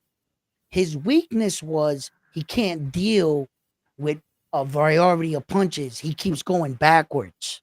He doesn't know how to use his feet, get out of it, try to parry some of these shots too, and try to force his attack when needed to, and exchange when he exchanges it like that, What are they saying in the comments front line? Turkner, he threw it like how Pac-Man threw it. Robert Quintana, checking in from Florida. Love Round One Sports Talk.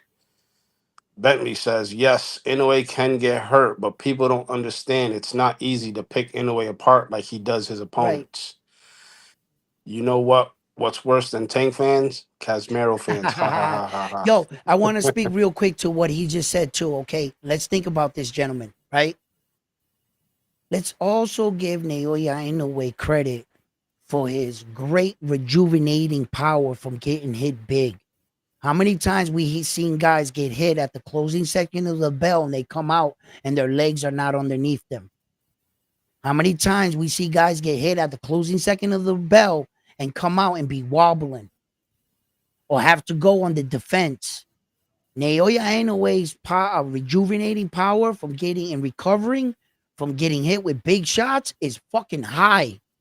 That Luis Pantera Nari shot was so hard. You saw it. It was bruising on his cheek right here from the knuckle. That's how hard he hit him. And that wasn't at the closing seconds of the round. He had to get up, dance, move, grab him one time, spin off, jab, keep him on the outside, shake the cobwebs off. How many times have we seen that? So just because he hit him at the closing seconds of that round and the bell rang, it doesn't technically mean that saves your life. How good can you recover from that shot? And he did. He came out the next round and set back, made the adjustments, and took over the fight from there. Well, it's like I told you, he stays down for the full 8 count. It was a Smart. It's a smart smart move. move. It was a smart. Because a lot of fighters, they quick to get up and they don't recover from it. They start Yeah. spinning around because. So a lot of these things that he's doing for the first time, being in these kind of situations, really speaks to kind of fighter he is. He understands fighting in its entirety. That's when I speak of a well-rounded fighter. He has everything you would want in a fighter. You have to admit, Sometimes fighters have skill, but they don't have fortitude or that desire to stay in. They check out in a fight. Sometimes you have great fighters that mentally check out in the fight.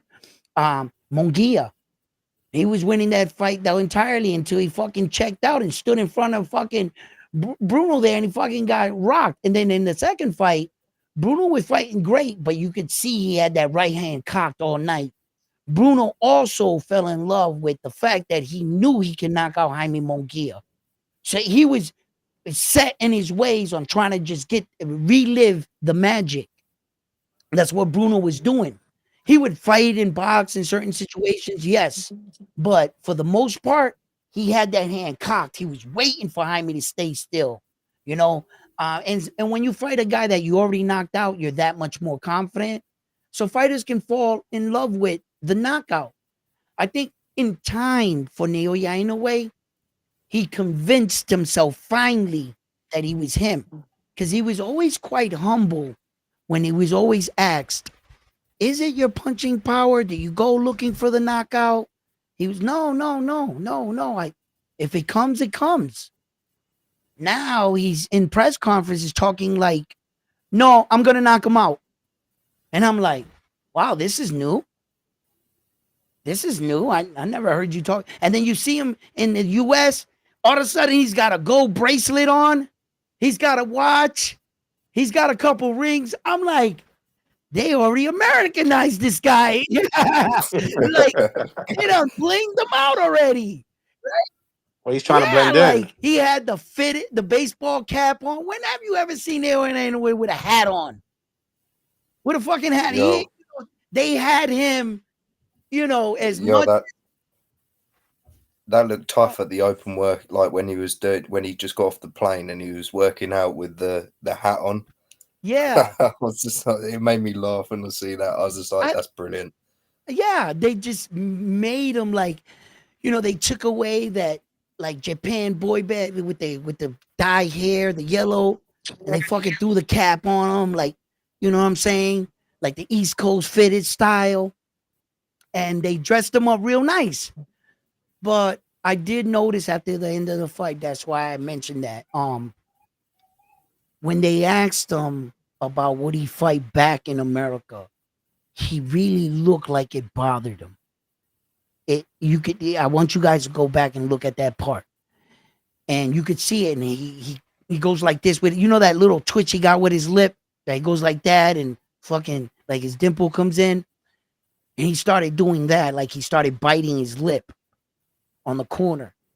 And I was like, yeah, he's going to want to come back. That's what kind of competitor, what kind of fighter he is. That he's not willing to say, this was good enough for America. I won.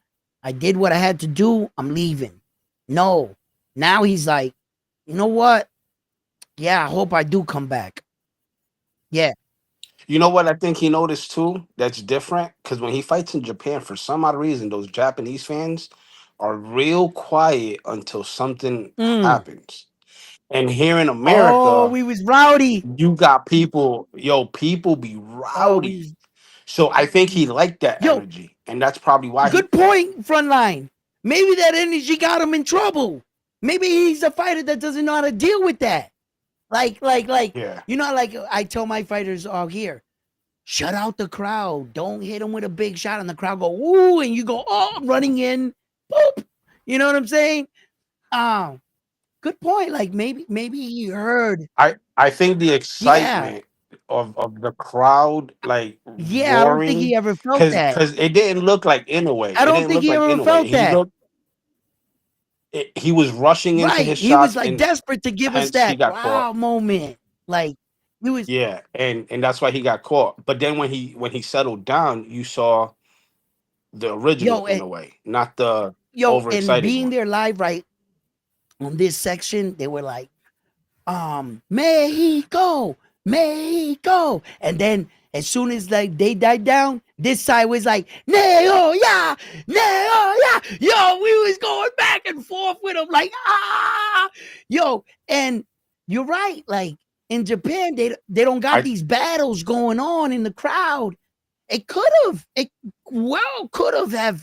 like gave them like that. I mean, not I'm putting not. No, no, excuses, no, but no. Of I'm course, just you're right. Possibility, yes. Do I yeah. rule it out? What No. Is it something that wasn't good enough to say? Nah, well, it's not. At no, well, that could play in there front line. What's up, Miss Do Miyagi? you think that had him I nervous? don't that's know. it's. Do you know what? That's the anxiety, and this is the same thing. Why what I put to the Luis Neri fight is that anxiety because he was in. You think Tokyo Dome? No one had fought a boxing match in there since Mike Tyson and Buster Right, Douglas. This is right. his first time in 4 years back in Las Vegas or in America as as a main event, but now he's got a crowd of people.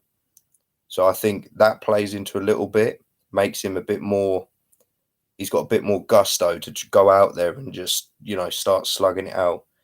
Because what he said on some of the interviews was saying he likes brawling. I'm like, what? But on the Japanese one, he's like, he's talking about perfecting his craft of like hitting the opponent and not getting hit. So with Mm-hmm. his fast feet, keeping distance, keeping control and the pace that he wants to set. But on one of the interviews when they were talking about it, he was saying that he liked to brawl, and I'm like, Right. that's a bit new. But Mm. then, I think he's saying that for the American Well, no, crowd no, no. no, I think because it. because we've to I give seen us think more as we've far seen as views. it. his warrior spirit, he likes it. He likes it because he enjoyed a good fight with Donaire. He enjoyed a good fight with Rashi Aguchi. Um, Yeah, I'm man, not. they were thrown. Yeah, he enjoyed like those kind of fights. Ryaguchi when he went to 10 rounds with him. He's been in some good wars. So I really believe when he says that. Now, right here on this right here, right? Um, you're talking about the sequence when he caught Luis Pantera Nari extending, overreaching. Naoya Inoue stepped back and hit him with that check hook, that side check hook where he steps back and Nari just fell. He did Fresh hit knockdown with Roman that though. Cardin. He hit Roman Cardin with that same shot, pow, and he didn't fall. Right? I think that surprised Naoya in a way. I think that Roman Cardenas showed that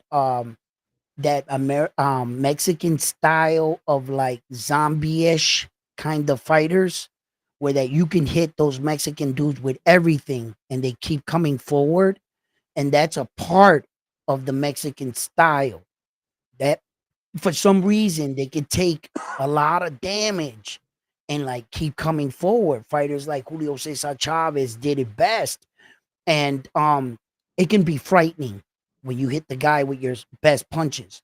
But I saw in the fight that Naoya Inoue veered away from the power and he decided to hit him with just power shots. Not powerful enough where he was sitting down like the punch he hit Yi Young Kim with, but hard enough to really batter them. And like I say, I'm gonna repeat it. If you don't think he was hitting them hard, I'm telling you, take my word for it. I saw him in person, Roman Cardenas. I saw him walking through the thing. I saw the damage on his face. That shit was fucking. He took an ass whooping. Now I see why the referee really got in there and stopped the fight. You know what I mean? Wait, I saw when they had the post-fight press conference. Mm-hmm. I don't know. I don't know if you've watched it, but have you noticed if you see it, Yep. um, Cardenas's face round his nose, there was probably a 2-inch bruise either side round the bridge of his nose from them Oh yeah. jabs. Yep. And I saw people were saying, see, the thing is, Cardenas was saying, and Gerald Diaz was saying, in a way, because they kept asking about the power of Inoue.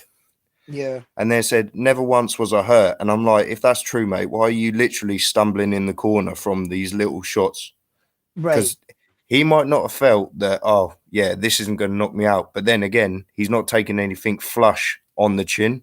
There was only one instance that I saw where Inoue threw straight cross, and Cardenas threw a straight right, and Inoue cracked him straight on the side of the face.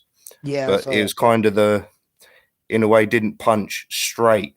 He kind right. of caught him as he was turning. But I mean, that shot was flush. But I'm like, I've seen Cardenas get hit on the chin in a lot of fights, and he don't go down. But the one fight again where he did get hit, the last fight against Acosta, who's not a puncher, but Acosta punched him in the temple on the right hand side, and that's it. Equilibrium just went straight off.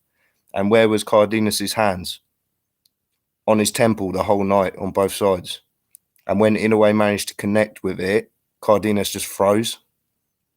So I don't because it's one of those things, because loads of people are talking, oh, Inoue's just a Pacquiao now, throws with a lot of volume. I'm like, all right, drop your hands in, throw. If it's not that powerful, why are you not throwing when you're up against the ropes getting barraged if they're not that strong? And the fact that he was limping after the fight as well from them body shots again. Right. That's He's probably going to be something pissing blood. But like I explained in the early part of my video here, like after there's a point, the fight, the punch do hurt in the beginning, but after you're going through the rounds, the fighter doesn't feel the punches as much anymore. Your adrenaline's going, and kind of what you feel are like flashes. You know later how hard he punched when the next day you wake up and you don't got that adrenaline going through your body no more, and your face is fucking throbbing. Like you don't want nobody to touch you. Like, and now you're like starting to feel. I would like to know what he feels about that today. They're asking him these questions fresh out of the fight. His adrenaline still going. He's like, yeah, I didn't feel anything. Yeah, blah, blah. Like, bro, but your face is telling a different story. So, look, I think that it was a great performance by both fighters. I think Roman Cardenas really exceeded expectations when a lot of people were calling him a cab driver, so to speak, in this fight coming into the fight.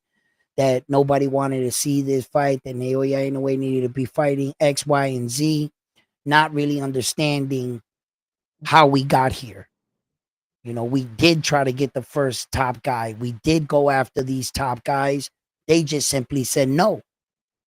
I can't force David Allen Picasso to get in the ring with Naoya Inoue. I can't do it. He said no. Can't force MJ to get in the ring with him. He said no, I want to take it for September. These fighters want to do whatever the fuck they want. So he was kind of left with fighting whoever the top next guy they can get. And here comes freaking Roman Cardenas showing the world he's a real warrior. Everybody told him, yo, you don't got a shot in hell to win this fight. You know what he said? He cut out all that noise and said, well, at least give me a shot. Let me see what I do. He looked like at the beginning, when he was coming into the fight, I thought he was a little intimidated, to be honest, of Naoya Inoue. I thought the moment had gotten too big for him. I thought there was a point where I was looking at him and at some point in the fight, he said, man, fuck that. And he just let go. And he said, well, if I'm going to go down, I'm going to go down swinging. And that's what he did. It's what he did. And he almost hit a fucking grand slam, bro. He was this close. It bumped off the wall and came back into the yard. Hey, Edwin, Bang Bang wants to know, out of all the fights this year that you've seen, have you seen a better fight than the Inoue versus Cardenas fight this year? This year.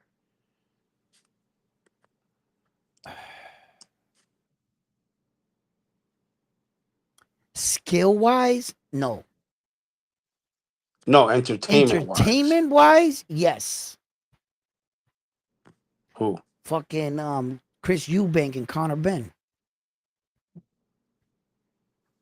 You think it was more entertaining than the Inoue not fight? Skilled. No. A skill, I give their fight a 4. Between both I give their fight perform a 4. There weren't a lot of real technical skills. It was a bunch of the same punches being thrown over and over, same sequences type thing. He's doing same thing, I'm doing same thing, couple sloppy moments, but because they were both on the same level, so to speak, it made the matchmaking of the fight made it that much exciting because the two gentlemen were on the same level. So it made it look like a really great, plus the moment, the family history, the environment, the crowd, everything added to the night, which Yeah, what was that? an 69,000. event itself for the entertainment factor, I had a great time watching that fight. It was great. Now, because of the fact that I am an Naoya Inoue fan, I'm trying not to be biased here. And I'm 100% biased when I was watching Naoya Inoue because, the kid came out when he won. Like, I'm fucking jumping up and down. I did none of that with the Conor Ben. None of that shit. I didn't jump as high as I did when Naoya Inoue won. I can tell you that much. Right? But it leads me to believe that Edwin, you might have been watching the fight a little one way in a sense of the spectacle of the event because you know who Naoya Inoue is.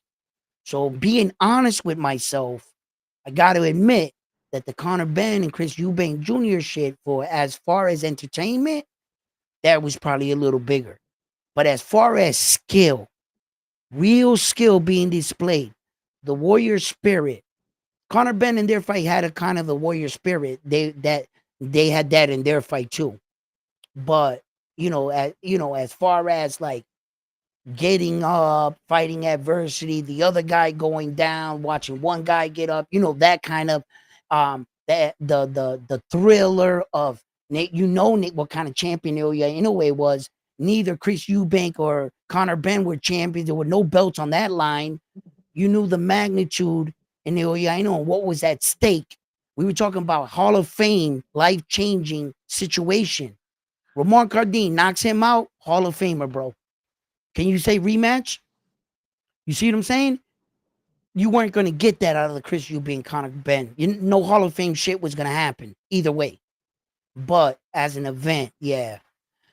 But skill-wise, yeah, Naoya Inoue and them had probably one of the best fights this year. I would have to really think back of if there's any been. I mean, the Tank Davis was a little exciting, little controversy. Yeah, not so much exciting. Teron Busanis with Staniones, a little competitive until he took over. Um, I'm thinking of some of these fights, and no, so far those are the two guys that are leading the way. As far as upsets, I think Rolly's leading the way. As far as upsets, if we're talking about like the upset of the year, Rolly's, I think he might go down with the upset of the year so far. Front line's dropped off. Yeah, I know he probably got a phone call. He probably got a phone call. He'll be back or something. But yeah, man. There's a lot of big fights still waiting to go. I mean, I guess Tank Davis and Lamont Roach are gonna run it back. Let's see if there's some fireworks there. Let's see what happens there. There's a couple. I think Keyshawn Davis is gonna be okay. Edgar Berlanga, okay. And then on that card, I guess Shakur Stevenson's supposed to be fighting William Cepeda, right? Edgar's gonna fight Shiraz.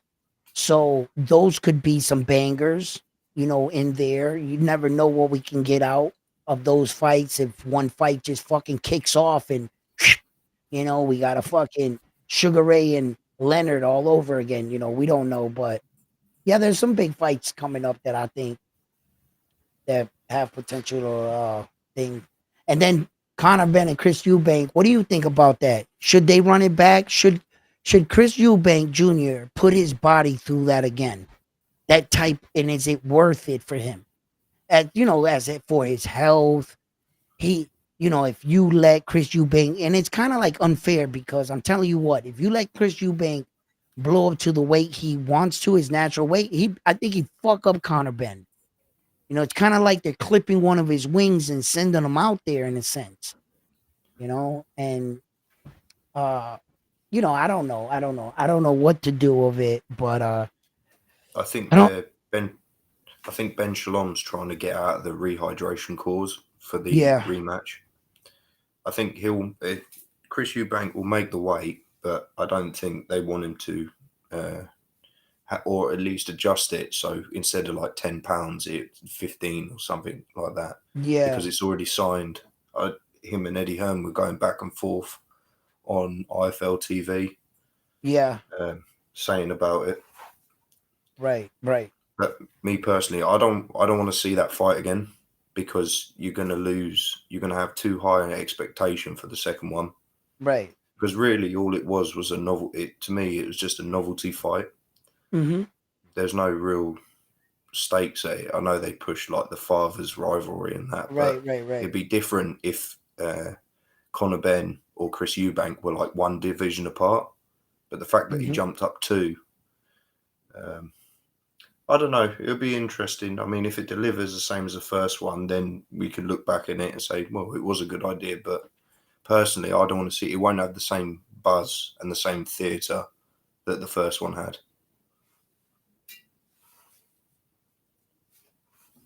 You know, Junto's left check hook in comparison to everybody that you brought up, it's a little bit more rangy. He's longer. He's got longer reach. He can shorten the distance or lengthen the distance. Where some of those guys only had a certain window, which make Junto that much more dangerous to land that kind of shot on Naoya Inoue. Whether or not he could land it. Honestly, my assessment, I think Junto Nakatoni is a very talented fighter. I think that Naoya Inoue understands more about boxing and has experienced more about boxing. But as we can see, anything can happen in a boxing match. So that definitely awards Junto Nakatoni the status of being that dangerous and a worthy opponent of actually being one of the mans that could defeat Naoya Inoue. At this point, I could speak about it, but I would have to see that to believe it. I would have to see Naoya Inoue and him and how Naoya handles his punches. There was another punch in the fight where Roman Cardenas hit Naoya Inoue, and you see him stagger back. He staggered back. He got hit with a shot, and he like staggered back two steps back, and that was also another shot he got hit with, and body shot, and that was a straight. He hit him straight up. So Naoya Inoue has to understand. He has to go back to square one. You got to go back and break your opponent down. You got to find angles, do the reading, find tails. It seemed like he didn't want to do that with Roman Cardenas. He didn't want to make reads. He didn't want to wait until the fight developed. He quickly wanted to make an opportunity and go in and finish this guy off and really give the American public that oh shit moment, that wow moment. Oh shit, did you see that? And it looked like he was searching for it. And in doing so, he got caught. He settled down, got his composure, and quickly took the fight back over. So, but yeah, what's that?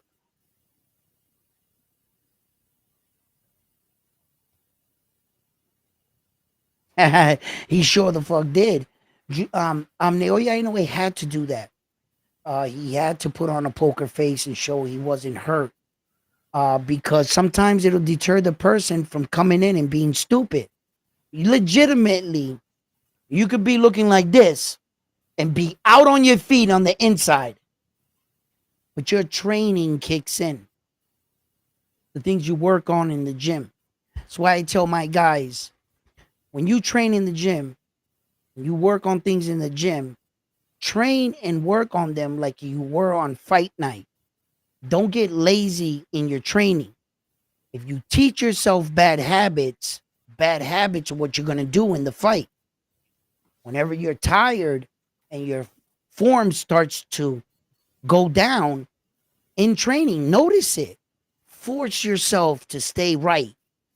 The next day, force yourself a little longer. The next day, force yourself a little longer until you get where you need to start being, where that you can maintain that. Once you maintain that, the body records it. Now your body has confidence that you can do it.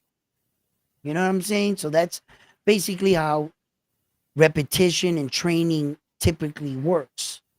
And that's what this shit, it just takes years to fucking, there's a lot that goes behind fighting. You know, I remember when I was young in fighting, I used to think that just throwing your punches, that's all fighting entailed, until you see, like, you know, these sweet science guys, you know, they want to, but not all fight is supposed to be with sweet science. You know, some fights gotta be a ballroom brawl. Some fights, you know, and that's what I mean about Naoya anyway. How many times have we seen him change right into the guy that was in front of him, use what they were best at and beat him? He did none of that this fight. He didn't want to study fucking Roman Cardenas. Nah, he gave him the first round and came out and was like, oh, decided to knock you out. And came right, like, it was just too early to make that kind of read. And he should know better as a skilled fighter like that. And I think it has to do with everything. The coming to America, the crowd, the way they dressed them, the way they talked them up, the way what they're saying about him. I think a little of everything could have come into up here with him, because Don't we forget, obviously, huh? don't forget, he's now tied with 3 achievements. Okay. He's got 11 consecutive knockouts in world title fights, which is the 3rd highest. So he's tied with Terence Crawford. Mhm. He's now tied with Joe Louis for consecutive world title fights at 25. And now he's also tied with Canelo Alvarez. Alvarez, yep. Yeah, tied with Canelo Alvarez for title defenses of all 4 belts 4 with belts. 4. Yep. So this is, in a way, is a record break. I swear somewhere I saw a interview saying about, and they were talking about breaking records, like his team was saying Mhm. that he's there to, he wants to make history. Yeah. So he's always trying to one up on someone else. And there's just, you think, and he's the pride of Japan. Like he is the superstar of that country for boxing. Right. You can't even imagine the sort of pressure. And Mhm. then in front of American audience as well, that are so critical to the point that they expect every fighter. I swear, I'm on some of these, watching some of these other podcasters, and they act like every fighter is supposed to never get hit. Right. If you get hit once, you're like, oh look, he's slipping.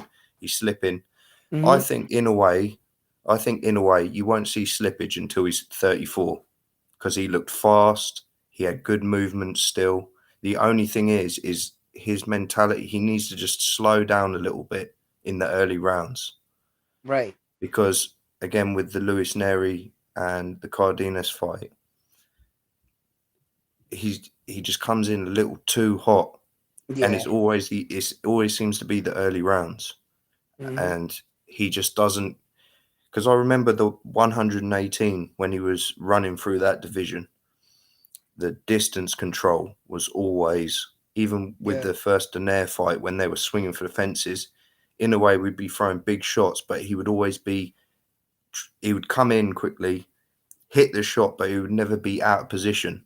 So he wouldn't be too Right. far in, like he wouldn't try and throw a hook and then he's like chest to chest with Daenerys. He would always be at that punching range. But in 122, I think he's been dominant for so long. Again, that's that mindset that his dad needs to knock out of him for the MJ fight. Because I think this next fight, MJ hits as hard as Cardenas.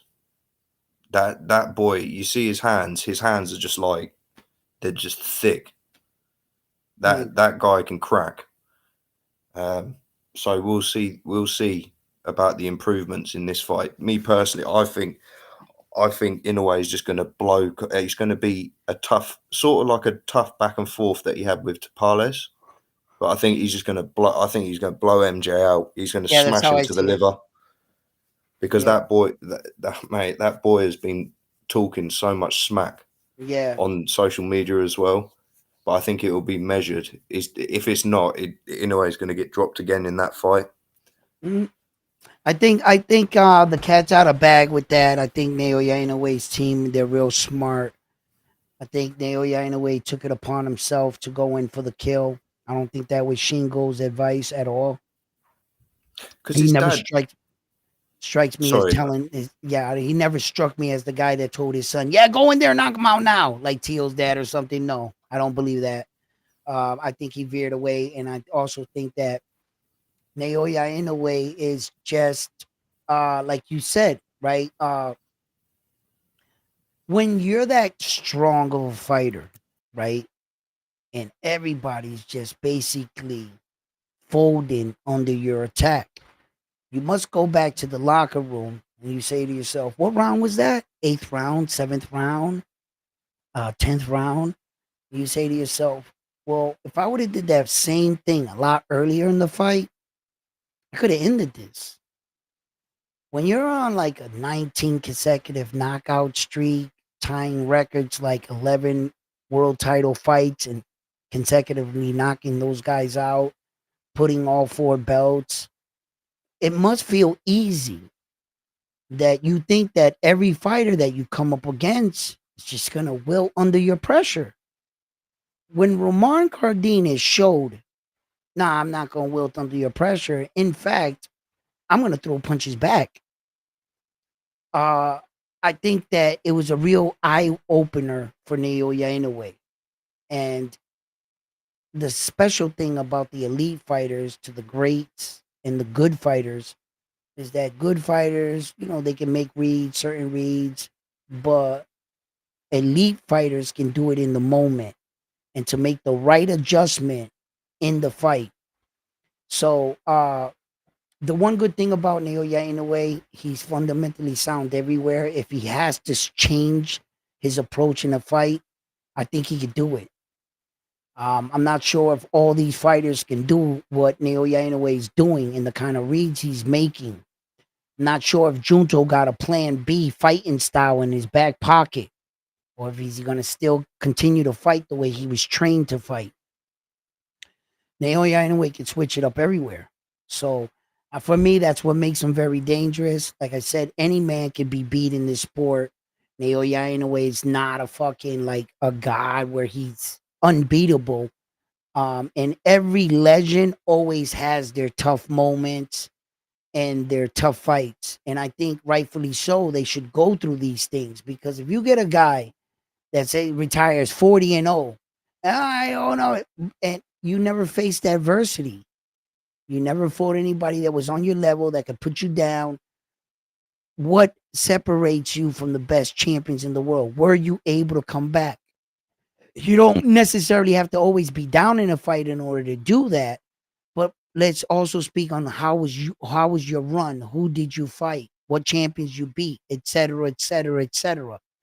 So those are the kind of questions that come out. So when you think about a fighter like Naoya Inoue, and if any kid is out there from the outside looking in, remember, in order to start catching him, you're gonna kind of have to do what he did, which means you're gonna have to win your first world title, roughly, I would say, you in your 6th professional fight.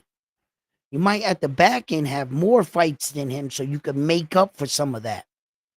But let's just keep a measuring stick. From your 6th professional fight, turning pro, the remaining of your fights till present day are all world title fights. That's the kind of level you're fighting on throughout 4 weight divisions.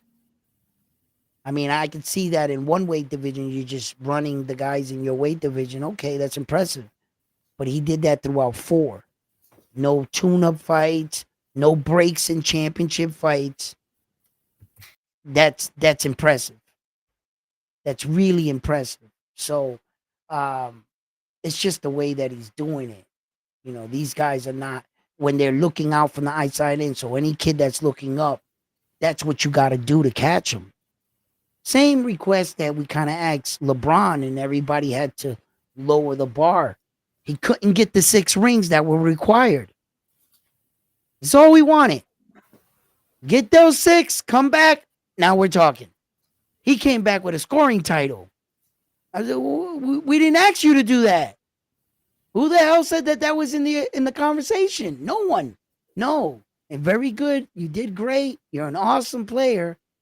You just didn't meet the requirements. So, and that's kind of what we do in boxing in a sense. So, yeah, I mean, this was an amazing fight.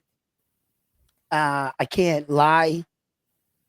I'm kind of glad that Naoya Inoue performed well when all those other cards kicked off, like Saul, face of boxing, what kind of shit that was. And, and then Turkey and them, they try to blame it on the guy. See how much this guy ran? He wasn't here to fight, but he needs to take some responsibility too, Saul, and really acknowledge, bro, I couldn't cut off the ring and catch this dude. He couldn't slow him down. He couldn't block him off. Nothing. He kept getting out. So yeah, but yeah, listen, Mr. Miyagi, I'm about to go get a little bit of sleep right here. I really do. I'm like falling asleep here right here. I'm running on fumes. I just wanted to get on and kick it with you guys and quickly give my assessment about the Naoya Inoue fight, but I haven't got much sleep. From airport to airport and flying back and staying up and watching these fights. So I think I really need to listen to my body right now and like shut it down. So listen, man, Mr. Miyagi, thank you for tuning in. Thank you for your feedback. It's always a pleasure. You coming up talking. I always like when you come up and give your insight and how you see things. And I thank everyone in the comment section for giving me your comments. Everybody dropping those super chats. Thank you.